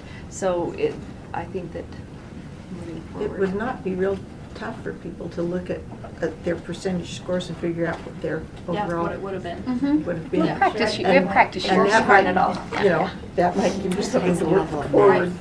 Yeah. We'll practice in my next year. class. I'll be like, Yeah. what would we get? We have a similar infographic that shows the cut So- scores for letters. So it could be helpful. Yeah, so I'm wanting to get a feel from the committee members. Do you feel like you would like to move forward on this today with the amendment that has been offered? Or do you want them to bring it back to us and relook at No. it in a couple of Move weeks? forward. Yeah. Yeah. I move that we move, can I make a motion? Alyssa's raising her hand. Okay. Oh. I'm thinking PR. You're in the middle of testing season, would it be better to wait a little bit longer so it's not confusing? Is there any urgency to? That's true. You know, I don't think it'll have any I don't effect. think it'll matter. Make the motion, Carol. I move that the committee accepts this amended rule and approves this amended rule on, I guess it is first reading, Vote on the amendments. including the amendments that we discussed today, just now, and recommend to the board that the board approve it on second reading. And I don't know if I would say second and final reading or second reading. Do you have a strong feeling about final or? Second reading, let's just leave it at Let's just that. leave second reading in the week. And then we can make it second, final, or not. Okay. You have the motion, Sherry, all right? Yeah. I kind of wandered through it. No, it's so. good. That's okay. Okay. Is there any more committee discussion to that motion? I just have a technical question, but we don't have any of the attorneys in here. Does it matter that we didn't vote on amendments? We just kind of did it, but I don't think it matters. If we accept We're in his the amendment. process of Yeah. She said she said Yeah. the amended. We are in the process of amending it, so those are Mhm. You're an attorney. Yeah. Yeah. Well, Carol is. So I'm a yeah. fake. Oh, that's true. I'm Carol's I'm not. just a fake attorney. Oh, okay. Pretend attorney. Okay, and then I'm still just, this is my discussion, I'm still a little bit hung up that I would like to see those percentages in there. I don't see them in your amendment. We didn't. And, That's right, and I know that there's been an issue brought up about are these legislative percentages and how appropriate is it to put them in there. But then I'm swayed by Jenny's point that we want to make this simple for people to understand. For us simple folks. So Tiffany, you want to speak to that? The one thing I would say is that, so the percentages actually change depending on if you have an English learner, a sufficient English learner population, and they're different for high schools and middle elementary. Mhm. So We did when you just distinguish. list it all out, it actually, I feel like the pie chart just makes it so much clearer than just listing it all out, and we can't put the pie chart. I in agree. all. So I wonder how, just linking back to something, these resources and the pie charts, if that'll be clear enough, or if you still want to. I'm trying to remember, just in the spirit of discussion, Tiffany, As long as I can if you find it. cannot put a pie chart in a rule, or if it's just not typically done. That's a good question. Because I recall over the years charts and those charts and rules, and I can't remember what the rule I've right seen And it would be tables. confusing, but it's Yeah, not. but maybe not a pie chart. I haven't seen every I- single rule, but You know what, we could lead the way. We could do a table instead of a pie chart and this percentage. Really? Yes. Could we? Yes. I would love that. when, I mean, love is a strong word. I can guess I can check the That- rule. That's why Let I'm me not check sure that if I rule want to writing move ahead manual with right now. this. Right. Go ahead. In the policy supplement, I specify the point values Mhm. for each one, but I could add in charts, point values and percentages for high schools and for elementary. That's one amendment I could make to the policy supplement. Yeah, it would be easier to do it in a policy supplement, but is that? But that's good still enough? But I want it to be Right linked, there. then I want to It's have a way to still get to not that right from the there. rule. It is linked, I mean, it's mentioned in IT. yeah, it's, and. But where do they find it? So I've got, so in the rule, in this subsection 2, subsection 3, incorporation of the accountability indicators policy supplement by reference. This rule incorporates that policy supplement, and it generally does this, and a copy of the accountability indicators policy supplement is located at this website address and the offices of the state board. Okay, and we So can find that- it all in there. And that is where you can find the policy supplement. So you can, go read the policy supplement. So the policy supplement looks like this, and that's where Anne Michelle said she has detailed out, in just text. But you could potentially turn that into. But that's kind of what is in the graphic anyway, right? At least phones. But we could include the pie charts. I'm in- looking for in the rule writing manual to see what it says. And then, so I know you have a motion on the table about the rule, but I think it would be, you also need to make a motion to adopt the policy supplement. And by reference, the one that's incorporated by reference. And Yeah, to approve that policy Oh, supplement. okay. And then also to approve a rule. with Okay, so that wasn't listed in the action expected of the committee. This is just new information. So I'm going to have to. Well, yeah, so the read question new is, the fact that it's referenced in the rule, does that mean you take formal action on adopting it, or when you adopt the rule, the fact it's referenced, does it come along with it? I believe. you Okay, should- where are our attorneys? I think we need an attorney to answer that. I believe Angie has said that yes, that you do need to take a formal vote on approving that That would document. make sense. Yes. Okay. So I haven't gone through and read that document. Uh-huh. So we better wait Um, until May. Sorry? It would be my preference to wait until May to get and have the documents for us, have the rule with the amendments we've stated.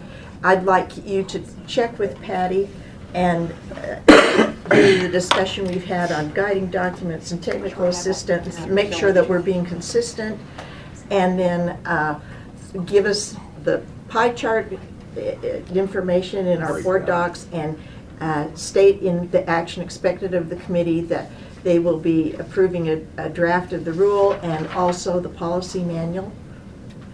Okay, and for clarification, would you like the graphics in the policy supplement? Yes. Yes. Oh, yeah. So there's For our two sure. places to 'Cause go, that one can be- place to go. Yeah, I'm still, and if you're gonna wait till the next month. Well, it's then- only two weeks. Yeah, if you're gonna wait till the next board whole 2 meeting, weeks. then you guys can research and find out if a pie chart is absolutely forbidden. This is sort of ambiguous. Uses rules, not symbols, to express concepts, measurements, but it doesn't say they're forbidden either, so. So see if a pie chart would be Oh, yeah. tables. Are prohibited in rules, never mind. Maps, charts, graphs, diagrams, illustrations, drawings, forms are prohibited in rules, but may be incorporated by reference. When's the next So, one? I lied. There we go. Very point. So, So then, So- I'm going to make a substitute motion. I'll withdraw my motion. Because, yeah, okay, you can withdraw yours. Yes, I'll do that. And then you're gonna make a motion of your own. And then I'll make a motion that we delay action until our May meeting, that we request staff to incorporate amendments that we've discussed, that we clarify the action that will be taken by the committee to include the policy document, and that we have the pie charts and other things included for our discussion in the May Standards and Assessment Committee meeting. Okay, that's the motion.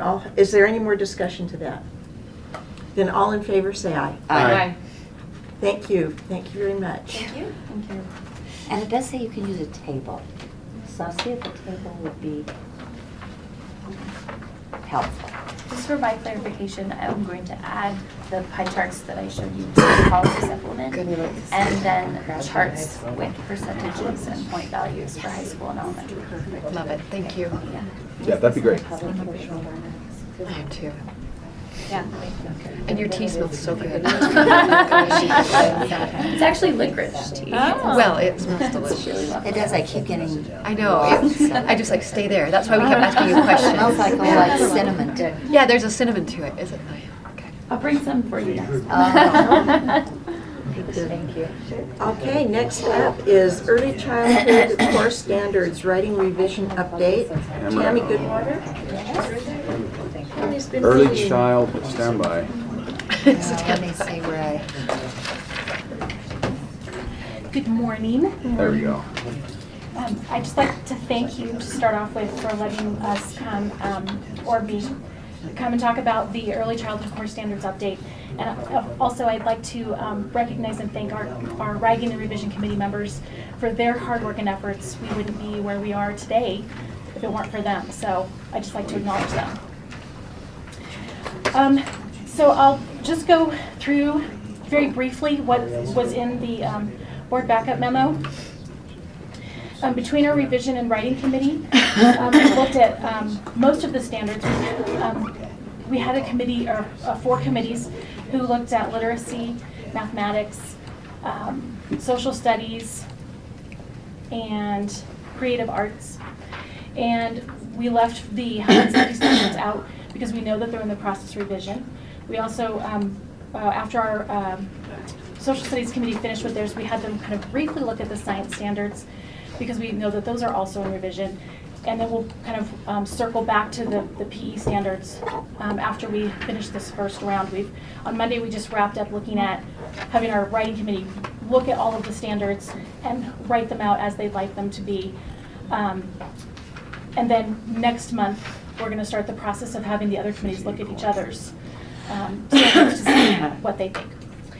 So the committee members were all provided with the current kindergarten standards in each content area. We also gave them a keep entry booklet. We thought that would be helpful for them. And then a list of performance objective verbs for reference because as you'll see below in the summary recommendations for early childhood core standards in the document, we needed some clarification, or they asked for some clarification on some of the verbiage that we were using, and also some of the performance objective verbs. So one of the things that they requested we were considering taking out, we have in our document currently strategies and activities for each content area, and we were thinking that we would exclude those this time, but it was pointed out to us that the teachers usually access that information frequently and use it as a guide on how to teach the standards. And the other thing that they asked for was that the activities be relabeled as examples. Also, in the expectations for the preschool foundations, they felt that those weren't necessarily developmentally appropriate. So we started looking at language such as explore when we were looking at how we were going to phrase those standards. Explore or be exposed to, be familiar, increase awareness of, engage, or even say begins in the kindergarten readiness standards or the kindergarten standards, depending on what they felt was appropriate. Also, the committee was concerned with the verbiage about with prompting and support or with guidance and support. They felt that that was too vague, and they suggested that teachers are or may be confused about what would constitute prompting, guidance, or support. They wanted to get a little more clarification on that. So we, again, as I said before, we started looking at those performance objective verbs and how they could state that more clearly. Also, the committee recommends an explanation of the developmental and academic difference between 3- and 4-year-olds in the introduction of the final revised standards document, so that people understand what the learning process is like for a 3-year-old, what the learning process is like for a 4-year-old. And then, of course, the final document would align with the board-approved format. Would you like me to go through the summary of the content areas? I'm sorry, I just have a question. You mentioned finding stuff that was not developmentally appropriate, and I apologize if, I know that you've been coming back, but not all of us have been on this committee to hear this report. So I'd like to know kind of the makeup of the writing committee, and if you have anyone looking at it through the lens of not just the educator perspective, but the medical perspective on what really is developmentally appropriate, because I'm concerned just kind of glancing through and seeing informational text and things that are, I understand where we're moving towards this idea that everyone has to be this college and career ready, but I'm really concerned about this age not being able to just play and be kids, and that they're learning through play. Anyways, and so I'm just, when I see informational text and things like that, that's pretty concerning to me. Thanks for your question. I really understand where you're coming from. So our writing committee and revision committee is made up of across the spectrum. We have administrators from public schools, the Office of the Office of Child Care is there. We've also included some of our higher ed faculty. I don't think any of them have come necessarily to those meetings yet, but they're kind of we include them in the conversation when we have conversations about things. When we email, we'll include them in those conversations. With regard to the medical field, I don't think that there's anybody that's currently involved. It's not certainly something that's a possibility. And then with when you're talking about the play component, that's certainly something that we're very concerned about as well. And we want to make sure also, the other thing that we've kind of taken into consideration is we do use the ECHRS, the Early Childhood environmental rating scale when we're looking at high quality for our preschools. It's something that's kind of included in that, so we are looking at it through that lens as well, so that we're making sure that our standards aren't too challenging and are not inappropriate developmentally. Does that make sense? Right. I mean, the reason I'm concerned about this is pediatricians across the entire country, really wrote in about the Common Core standards and how they were developmentally inappropriate, and a lot of their concerns were largely left unaddressed. And so we're now moving forward on something that people in the medical profession have already been very outspoken on their concerns, and now we're taking it from K through 12, and we're moving it down where it would be even more developmentally inappropriate. And so I have a lot of concerns about that because we're putting so much emphasis on academic learning at a young age, and there's something beautiful about learning through play, and we don't want that love of learning to diminish because we're trying to create these little anyway, so thank you. I just want to make sure that that is Tammy, maybe you could give us just kind of 2 points of information. Sure. Now, tell us where you are in the standards writing process, what step you're on. Oh, step number 7. You're number 7. And then can you give us an overview of early childhood education in Utah? Like, what is the scope of it? How much of it is going on? Where is it going on? What populations are receiving it, and that type of thing? So, that's a broad question. Right. It is broad. It is In broad. 2 sentences. Yes. We've got 1 minute. I'm just kidding. That's like my debate last night. So, early childhood education is happening all over the state. We do know that. It's happening through our public schools, and it's also happening with our private providers. We do, I'm sure you're aware, we offer those 2 high-quality school readiness grants. We have one that is helping schools get to high quality either through an LEA or through a private provider. And then also we have an expansion grant where schools can apply for that grant to expand their enrollment to include specifically for certain, for TANF students. And TANF is the Temporary Assistance to Needy Families. We have the early childhood core standards in place already. Our expectation at the state board is that our schools are using those, whether they're public or private. And all of our, I think we have kind of all of our populations, rural, suburban, urban, diversity, poverty or socioeconomic status, everybody seems to be kind of represented when we're looking at that lens of what early childhood is in Utah. Does that make sense? But, well, my understanding is this isn't required. It's not like, no. Neither is kindergarten for that matter. So how widespread is this across our state?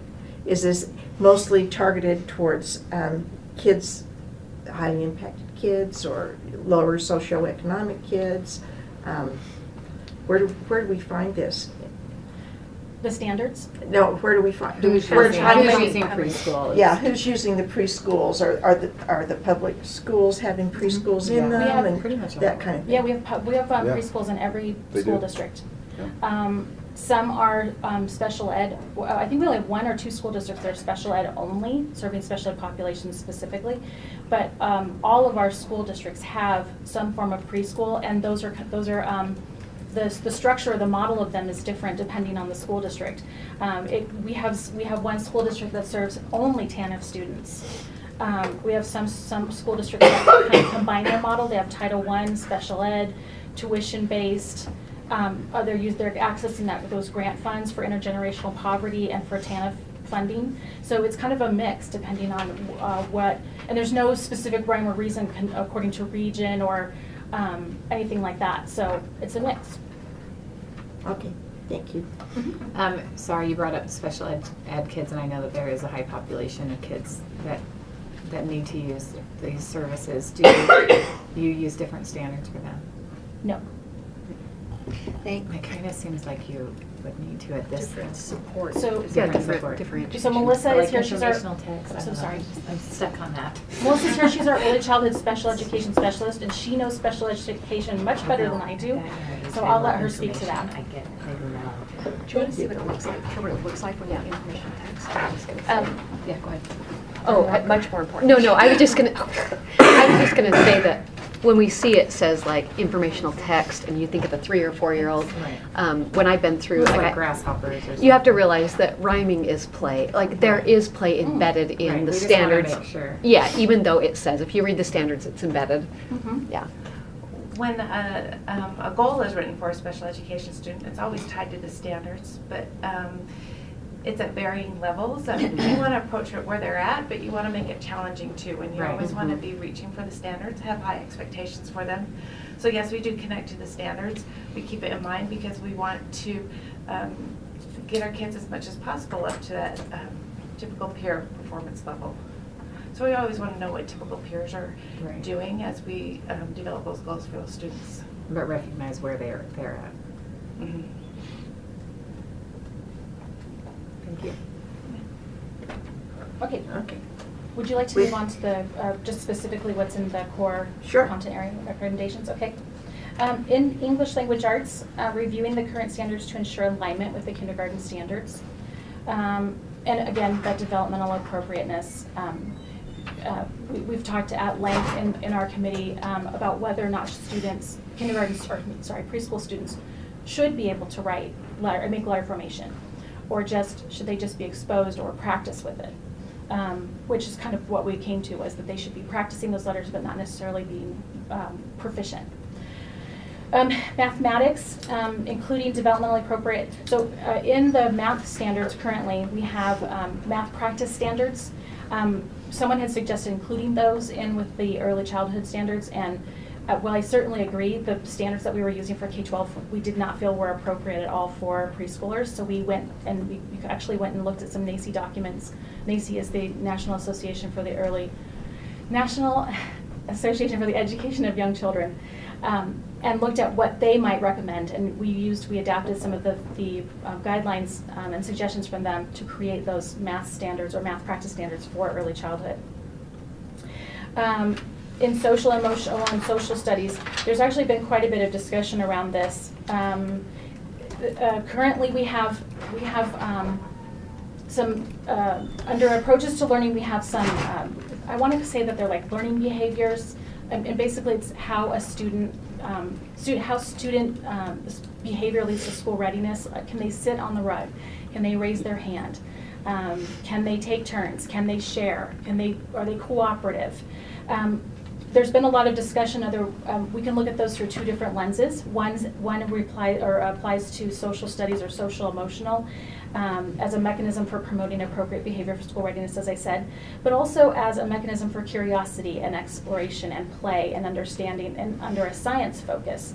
So we're still having a lot of discussion about that. But one thing that we did find is that there were some redundant standards between the 2. So we looked at eliminating some of those and possibly taking those approaches to learning to standards and housing them in social studies, and maybe even changing the title from social studies to citizenship and civic responsibility. So there's still a lot of discussion, as I said, about that.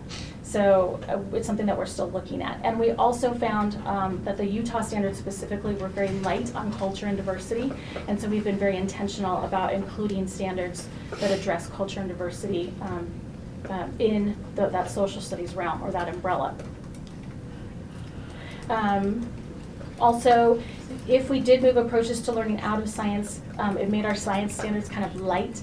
So appropriately enough, our social studies committee, when they also looked at science standards, kind of looked at beefing those up and including some extra content for those, which I've only looked at them briefly since I just got them this week, but they look pretty good.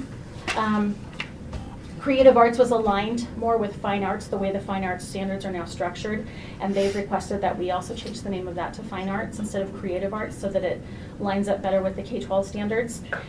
And then, as I said, we're just kind of, PE's been on the back burner until we get through what we're working on currently.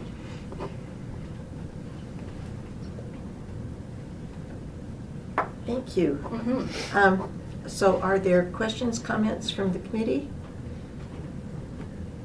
I think this is. Negative. Thank you Do for we just information. have an opportunity to accept This these? is an information item. Oh, Do we have anyone here who Thank wanted you to for give input sharing. on this Thank item? you. Great. I think we have. Yeah.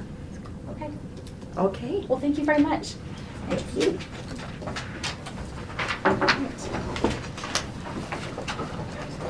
Okay, so we have another information item next, the CTE course standards.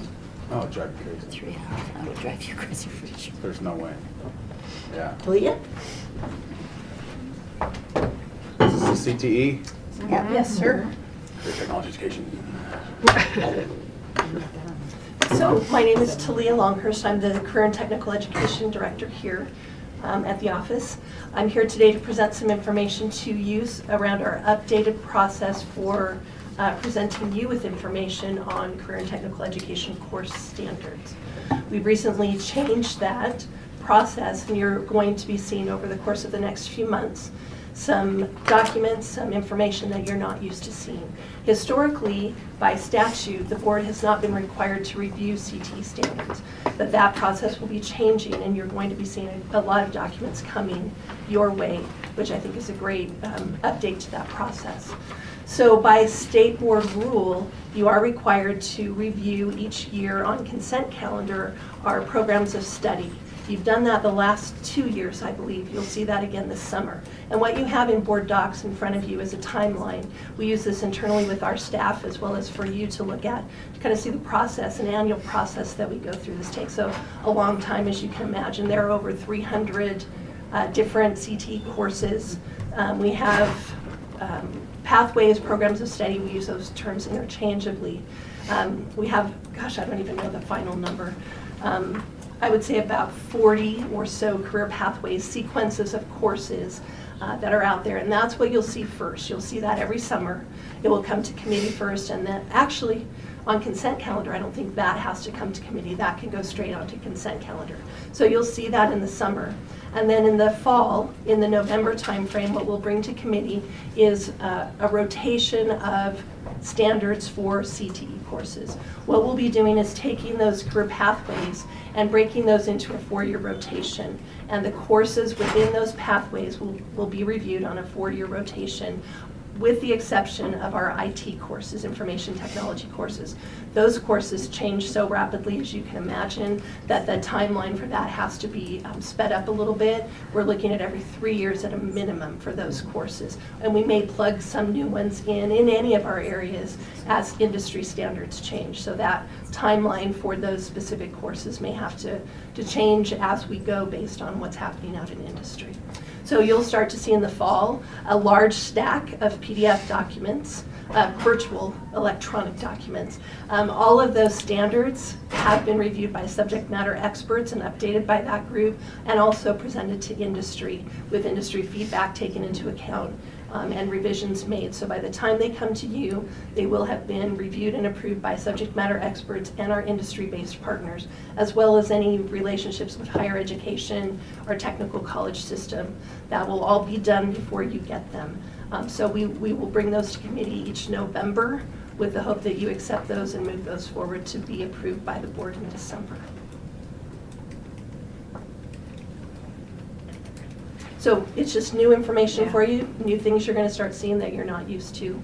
We wanted to make sure you're aware of it ahead of time. Thank you. This was a quick turnaround for Talia to put this in here because it was just asked for during board leadership. The other thing, and I apologize for not asking for this sooner, the revised approval process, the 7 steps.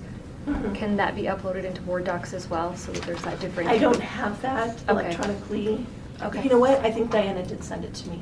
I'll Okay, find it and then we and can put just it in share there because it is a different process than the 12-step process for everything else. Perfect. I have it on paper, but Okay. I think I have it electronically too. Okay. Questions from board members? Board members. Thank you. Yeah, Thank you. Yeah. Any input from the gallery?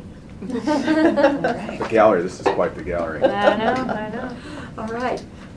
Well, that this is something new that they've given you all of a sudden, everything has to go through the board? Well, we do it every year. We just haven't ever gone through the formalized process of submitting it to you. So we're thankful in advance for the attention you put to it. Leah, about how many public ed kids are taking these CTE courses? So last year we had a little over 150,000 students enrolled in a class. So that could be a duplicated student count if students are taking more than Oh, one most of them class. take more than one. Oh, yeah. Oh, yeah. Yep. Out Back of in my roughly school, most take like 700,000 students. Well, I think we're only Oh, tracking grades 9 secondary. through 12. Oh, 9 through 12. So, yeah, I don't know how that breaks down.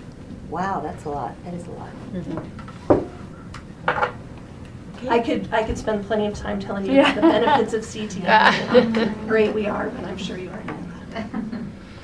Thanks, Leah. You're welcome. Thank you.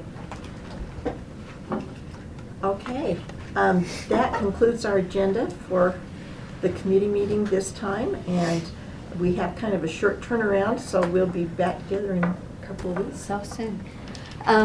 Yeah, once more. Maybe Why did they maybe. pull off Okay. that other one?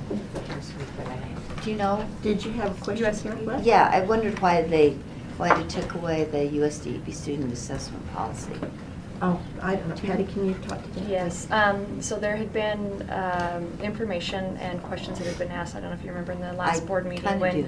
when board member Kathy Reben had asked if by doing this, if it actually denied FAPE, free appropriate public education for our students. So the determination in looking at both the statutes, the federal and rule, it had to determine if by having a school decide to opt out all students, and Darren, you can actually add more to this, if a school decided for all students, if that actually denied them FAPE, because it's not a part of their IEP, that they're not taking that test. And so, am I saying that correctly? Yeah, no, I would just be more high level than that. Yeah, I was There's asking a enough- simpler there's question. And enough- that's, so we need to have conversations Yeah, there's before enough we bring it. confusion About what tests they this should topic take. and whether the students for the schools for the deaf and blind are not required to follow the requirements of other students in the state, that we've scheduled a meeting with Superintendent Coleman. Okay. And, So it will come back to us, because I think it's, I Yeah, would like to know it the will, answer. and to we that. hope by the next time you meet. that- Okay, that's great. It was Yes. a really simpler Sorry question. you didn't hear it, I just have to run. I love to give complex want to answers. All right, thank you. It's because you're a fake attorney. Yeah, Yeah, fake you attorney. taking off? I'm a fake attorney. No, I'm not leaving, I just Sometimes I'm gonna be on the confused as a radio and- doctor. Oh, you're going under the, okay. So someone That's what I'm just talking called about. us Hey, on go the for the radio, throat. so- Yep.